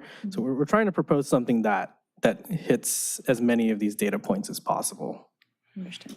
Thank you. Ryan, may I just ask you a question of why is it more aesthetically pleasing, the more expensive drilled into the ground versus the one that's the less expensive installation? So, these are example photos, and they won't necessarily, like this one right here is associated with a crosswalk. I think people generally associate a median as a very common type of thing that they see on the street versus, 12 or 15 yellow dots, circular dots on the street. And so from an aesthetic point of view, something that blends in and looks a little bit more like your typical curb and gutter, that's what we meant by more aesthetically pleasing and can kind of blend in a little bit more. But it is a little bit more expensive. So Ryan, since this was brought up by a local home builder, is there a construction site on the corner? I don't know if there's a construction site right now, but that's sort of the request we got through the council member was I think it was all started by us, concerned about speed, and presumably there could be a driveway or two on Flagler if or when this home gets built, and they were concerned that their residents backing out of that driveway would be causing conflicts with cars coming up and down Flagler. Have there been like surveys done or other concerns brought up by the residences in the past? No, this is the first time this intersection has come up.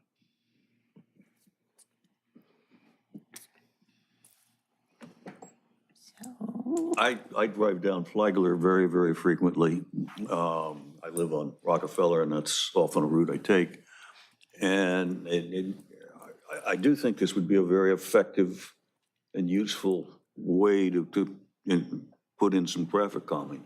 And I completely agree with the too many stop signs. You get a situation where they get ignored, and I think this is a good step. Have you implemented this anywhere else in the city?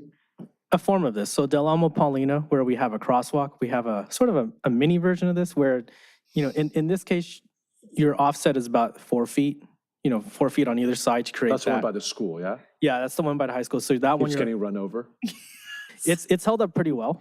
That one is held up pretty well so far. And we're not proposing any signs in the middle of the street here. This one is more of a lateral shift. The one at Del Amo Paulina is about a 2-foot shift in each direction. And same with the one at Harkness and Agate. You've seen some good benefits out of it? We haven't taken specific data yet, but from my times of driving down Harkness, that lane narrowing effect does seem to be effective. Okay. Yeah, but those two examples are paired with crosswalks. Whereas this one, we won't, you could stripe a crosswalk here. You don't have to. But it certainly acts like a crosswalk safety, enhancement for the legal crosswalk that's here. You show 2 material options here. Which one are you asking us to go with, or are you just sort of saying, okay, go for the idea and then we'll? Hi again, Andy Winchie, Public Works Director for the record. I would like to kind of get a vote, yes or no, on whether you want to do this. And then I would like to kind of confer, Ryan's mentioned a couple of locations where we're doing something like this. We have a few more on the way. I didn't get any more money in my traffic calming budget this year, so cost is an issue for me. Sure. So I'd like to, look at that a little bit further, not necessarily have you decide on which one, unless you're just opposed to one or the other. And let me kind of do my work with the financials and see which one of these we can afford, thinking that we're going to be installing these in more places over the next few. So then you'd come back for approval of the type you'd use, or you just put in the one that you? That would be part of my duties as the director of the department, yeah. So would you recommend for us just to bring this completely back after we have more research? No, we wrote the staff report to ask you if you would give us a yes, do this, or no, don't do Either this. proceed or not. And if you prefer the always stop, then we would need to appeal to the District 4 council member through our flow chart process that we have to get him to bring that forward for future consideration at another meeting. He's been known to do that, I'll say that, in the past. District 4 especially has been very willing to, move forward with stop signs despite staff's technical reasons why it's not necessarily in the best interest of compliance with stop signs. Okay. Thanks for that perspective, Andy. Commissioner Bealy. I'd like to propose a motion to accept the cheaper, easier to install recommendation for traffic calming for that intersection. I totally agree with the second. I would like to modify that we do this as a pilot and bring it back in like 3 months, or bring it back, or however months, whatever you deem Yeah, given the appropriate. expense to install this, I'd recommend that we look at it for at least a couple of years. This is the kind of thing that will last 5 to 10 years, and we'd like to not just pull it out Some more permanent. after 3 months. All right, sounds good. So we'll bring it back for a future commission? Sure. What do you think? Okay. So what could, you want to go ahead and redo that motion? I'm doing a motion to accept the traffic calming measures for the intersection of Flagler and Clark for the recommended staffing suggestion. And bringing it back? Do you? Yeah. We'll bring it back for a Let's- future commission? If the council member wants to bring that back at the council, we could change there. I'm sure they will have that opportunity. Absolutely. So Yeah. second. Sure. All in favor? You Or want roll call Roll vote. call. Roll call vote, let's go. Commissioner Simpson, Aye. Commissioner Nafisi, Aye. Commissioner Bealy, Aye. Commissioner Zhao, Aye. Chairperson Arata. Aye. Thank you.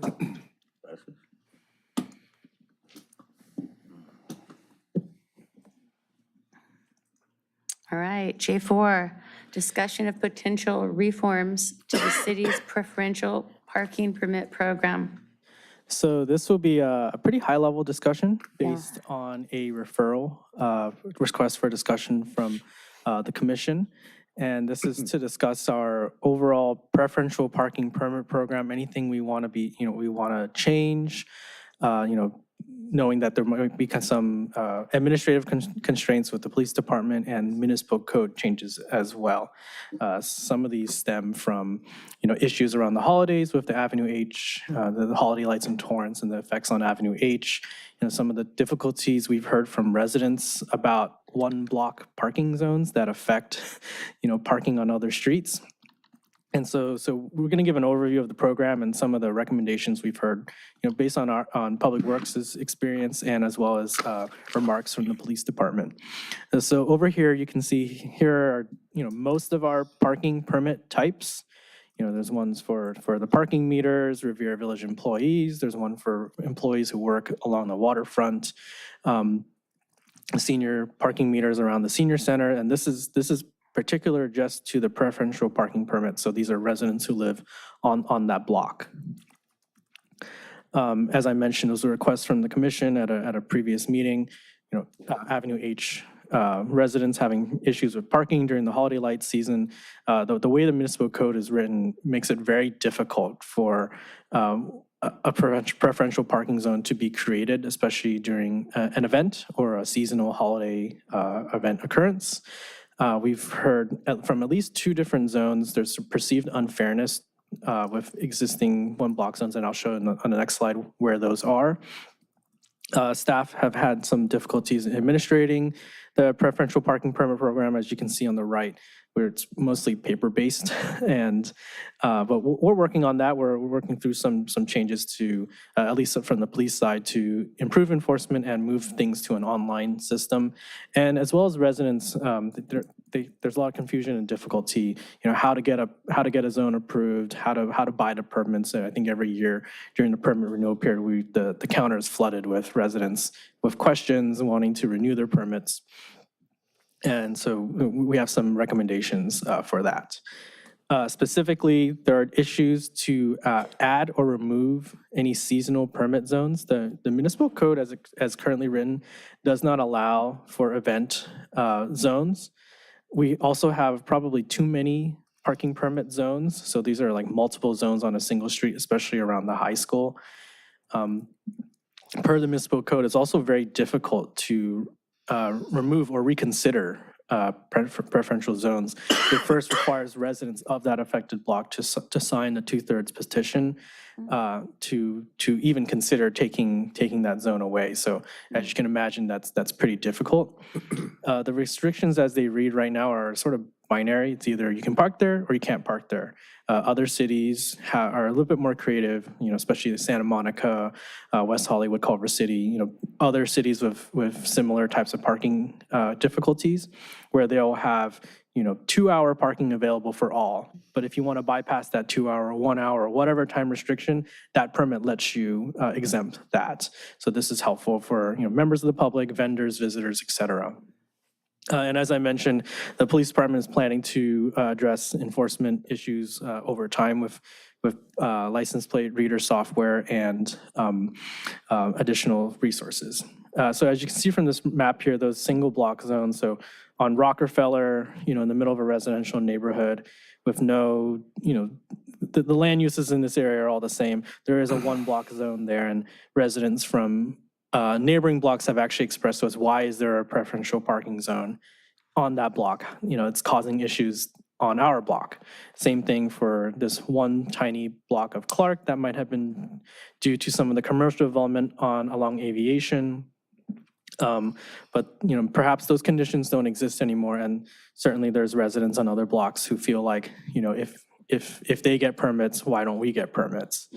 And there's also a block next to Alta Vista Elementary School. We haven't heard any complaints about this block, but just noting that we have a number of very small zones throughout the city. So some of staff's recommendations, this includes revising the municipal code so that the city manager or their designee could have some more authority to at least bring forward to the commission a public hearing. So if under the existing municipal code, when the resident thresholds are met with enough signatures, then the commission holds a public hearing to consider modifying, adding, or removing this preferential parking zone. We're recommending that someone on city staff, if those conditions are met per the municipal code, at least bring forward that public hearing, with the duly noticing. That way, the city has the ability to bypass the petition process if it needs to. And then also revising the municipal code to allow for more flexible zones that reflect the holiday periods or events like Beach Life Festival, setting specific limits on the number of one-day visitor permits, and perhaps allowing for some short-term public parking in some of our zones, but letting the people who hold those permits exempt themselves from those time limits. So for example, someone who has a lunch gathering at their home, they don't have to go out and buy a ton of visitor permits just for that 1 hour that they're holding an event, or their babysitter, or their, who needs to, at least a babysitter for 1 hour, or a plumber who comes in for 1 hour. They would not need a permit if they're just parking there for a short period of time. This does require some improved enforcement that we believe is in the process, but that's certainly one of staff's recommendations, is to make the restrictions a little bit more dynamic and friendly for the public. We're also recommending that we completely move over to online and license plate-based permits, so that not everyone, you don't have to have a sticker pasted on your car. Things can be done by license plate. We feel that that's probably a more efficient system. And lastly, this is more of an administrative procedure, but dividing the whole city into parking permit districts, we're not suggesting that every street becomes a permitted street, but that municipal code thresholds are met based on the current thresholds, that if they do become a parking permit street, they just simply join that permit zone.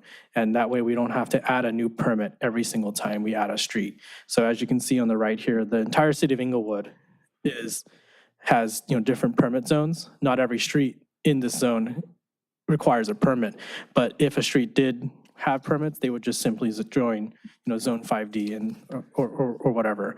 And so Culver City, Santa Monica are also that's the system that they use. And so that's the end of my presentation. Happy to answer any questions. I think Andy has some more background and information he wants to provide. Thank you, Ryan. Yeah, thanks. And just wanted to give a little commentary on this. So the city's permitted parking system is pretty dated right now, as written in the municipal code. What Ryan's bringing forward is in response to things that we heard about the holiday lights and other complaints we have about that system. And we're really just looking for public comment and your opinions tonight about ways that we can improve the system. The last time we did one of these was for the area of Gertruda. It's actually in the coastal zone, which made it a lot more complicated, even just right near the city yard.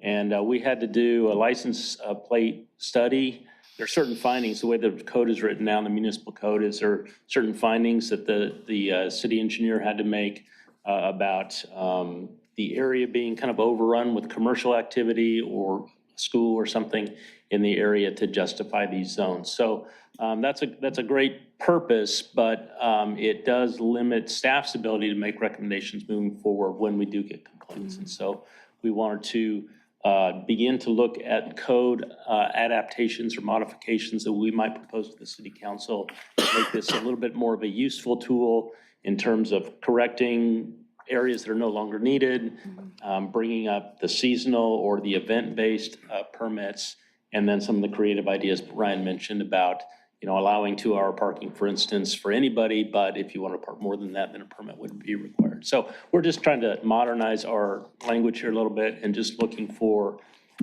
beginning part of a conversation about ideas that we might look into as we develop recommendations for the city council.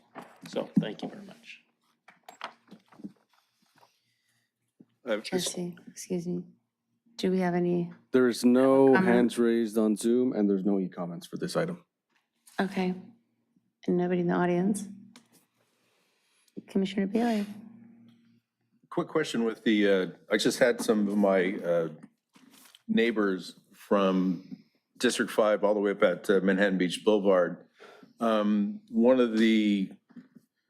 There's a new company that moved into one of the warehouses on the Impulse space.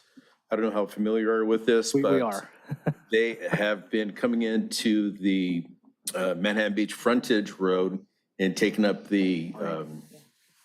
our constituents' parking on that road and taking up all the parking on that street, which blocking driveways and whatnot. So I heard at the last neighborhood meeting that it's got Brent Hart's at the meeting location, and I was kind of surprised to hear this.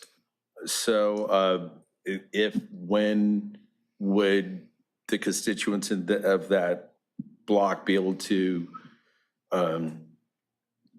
What would be the next steps in order to get a parking permit situation for that?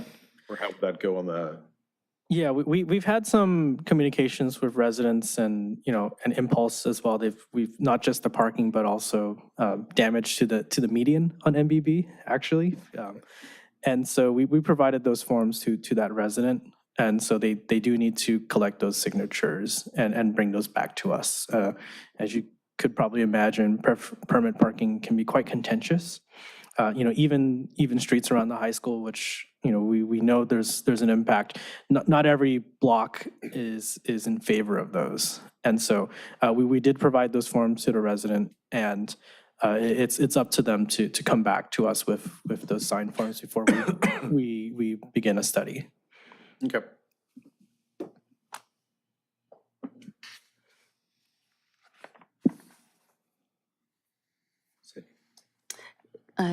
Commissioner Nafisi.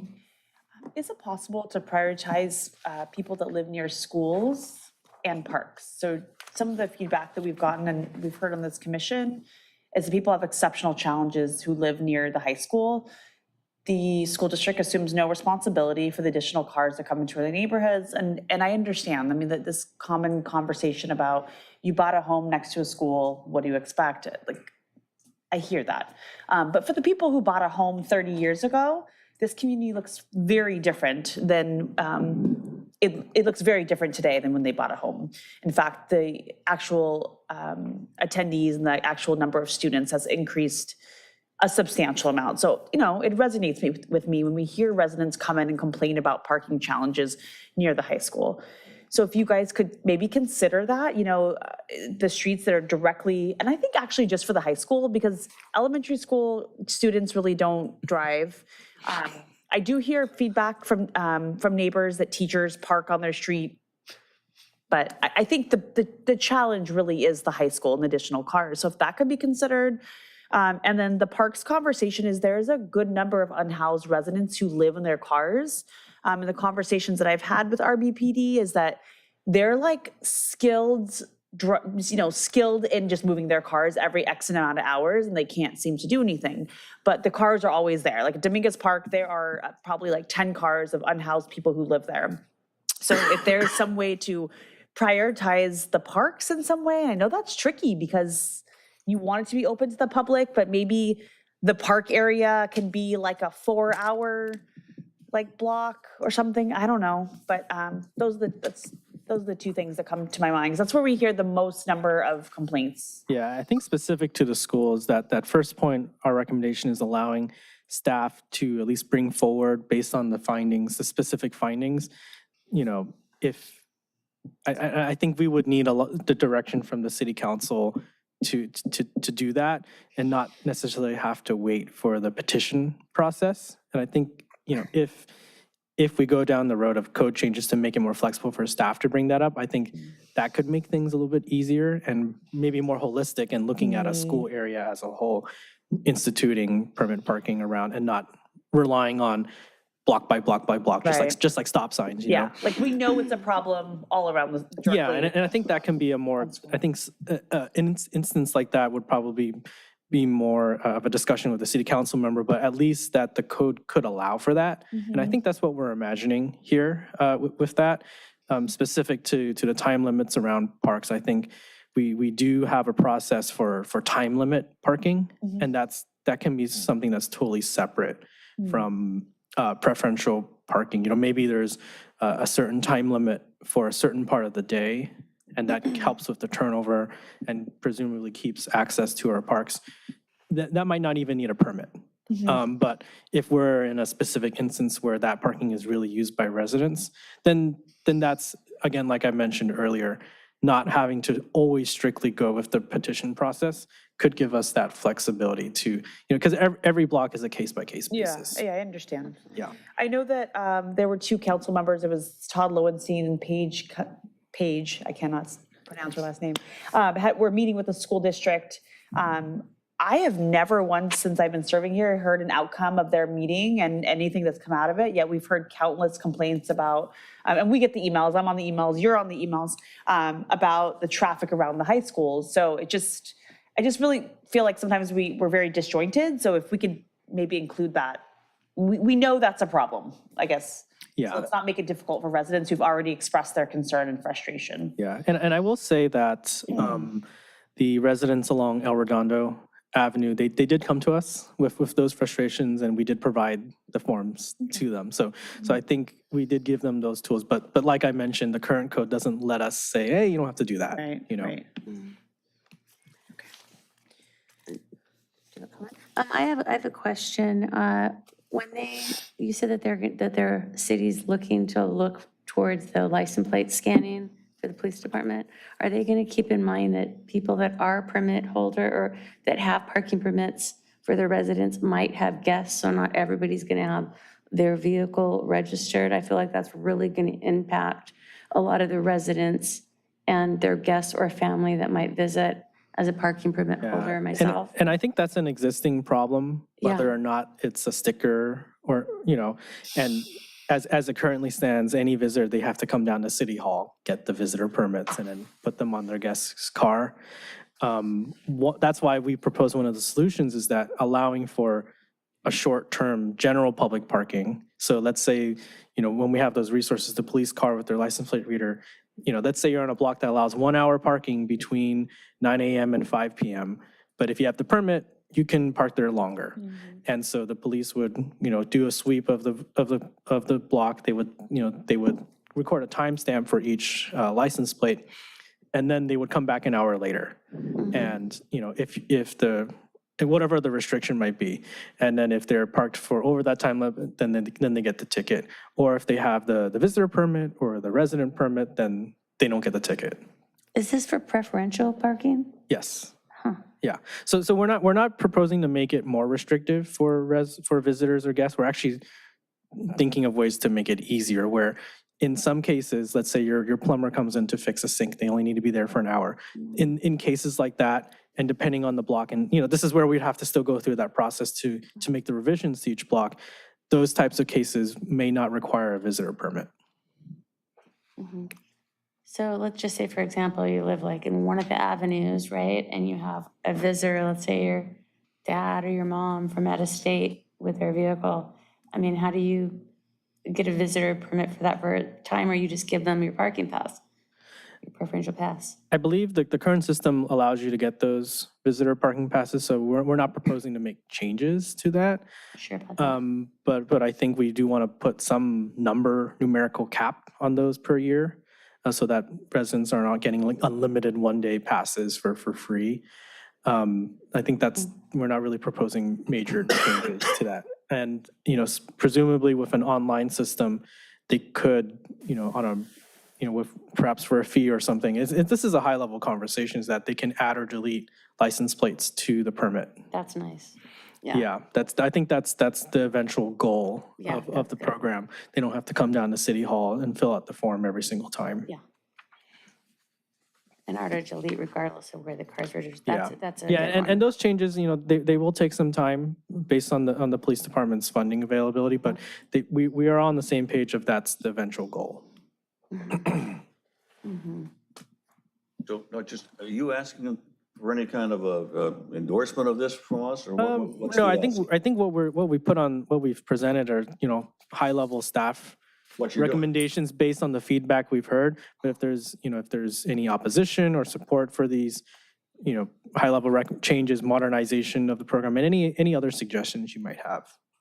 Well, I think that the license plate thing is a really step in the right direction, because you might have your parking pass up, which just happened, and you have a certain car that you can't see the parking pass where it's scanned, or they miss it and you get a ticket even though you have your pass up.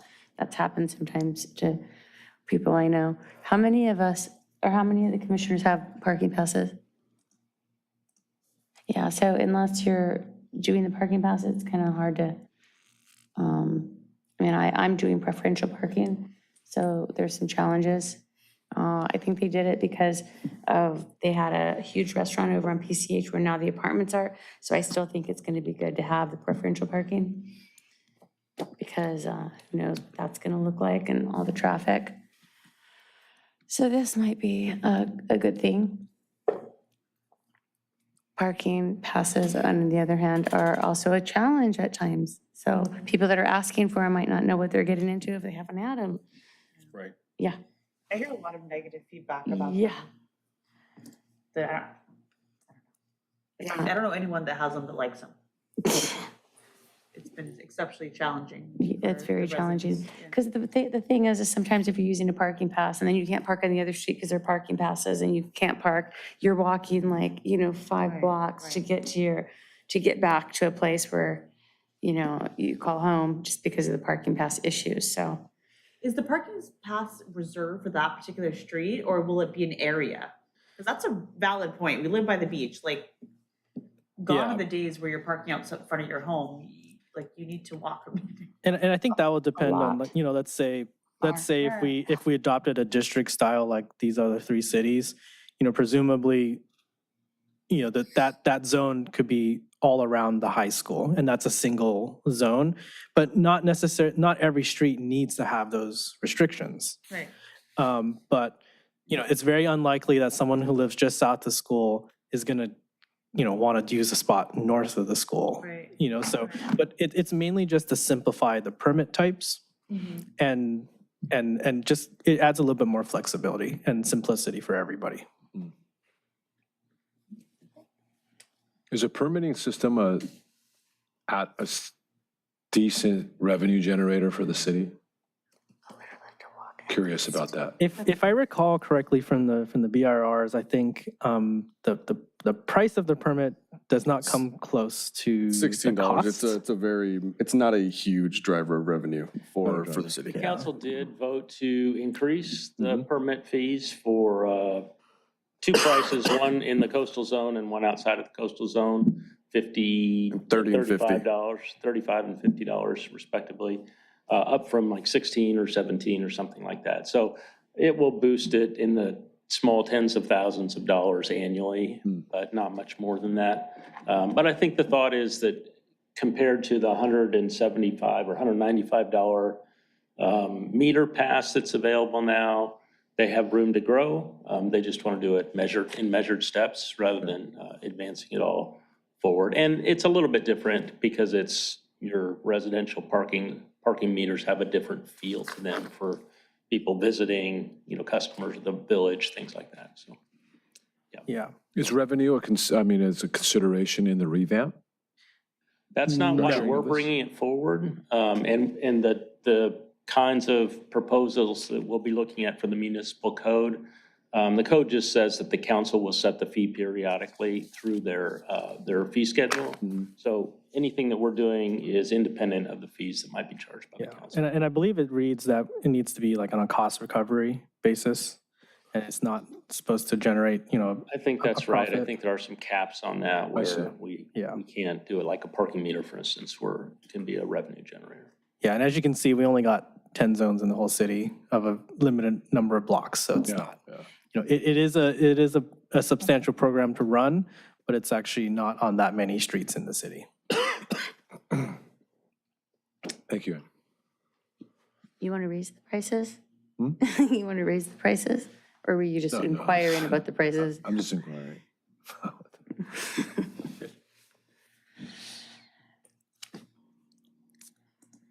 So is that a receive and file on the discussion?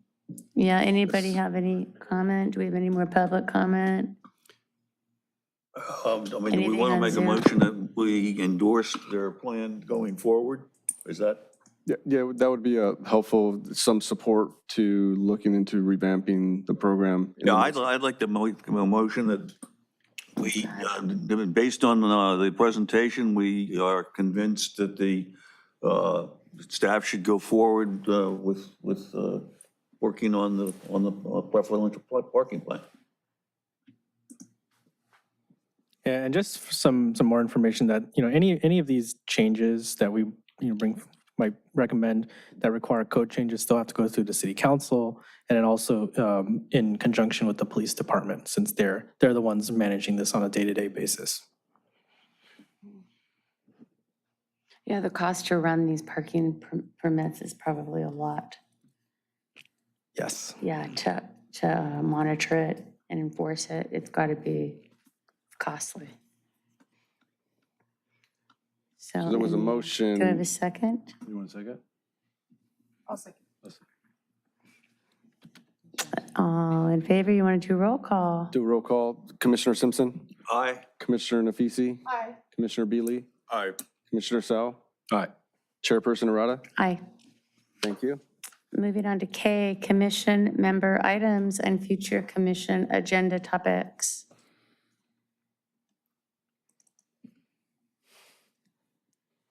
I wanted to see if we could look into the, Nabili. sorry, sort of. It's okay. I'd like to see if we could look into perhaps, because parking is becoming such an issue, what are the possibility of looking into how many accessory dwelling units have been permitted by the city in those areas surrounding schools and parks? Just to see if that's giving a more of an parking impact. I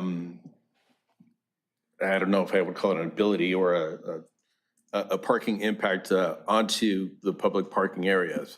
So your referral then is for us to bring a report of the number of ADUs built around schools and parks? Is that what I'm hearing? Again, because every ADU is going to be an additional 2 parking spots, and I believe California law states that they don't even have to have off-street parking.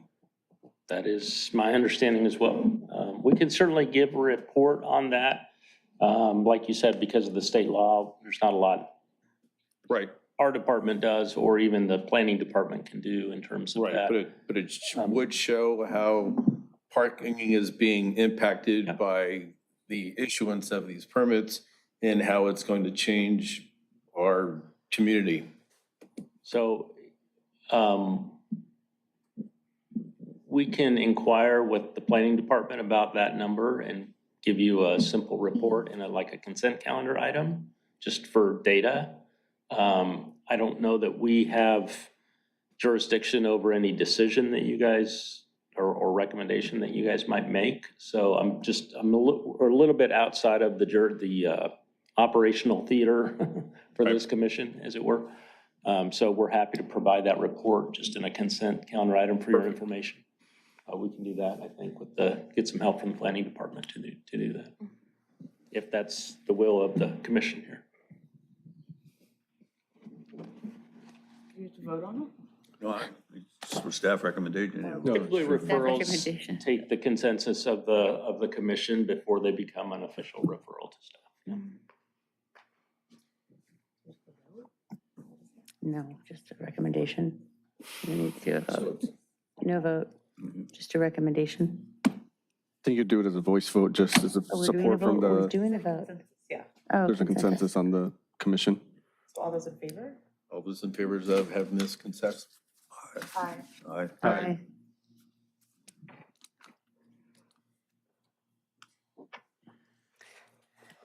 Commissioner Nafisi. Yeah, go ahead. Go ahead, I'm Sorry. sorry, I didn't mean to interrupt. Oh, no, you're good. I just had an item that I wanted to think about. Yeah, it's more of a question. Commissioner Be Nafisi, able, I'm sorry. microphone. Oh, sorry. Would we be able to get some type, You're on. sorry, would we be able to get some type of summary report of the city council while they're meeting with the school district, of the conversations they've had, or anything that they've kind of discussed? Will that ever be reported back to us?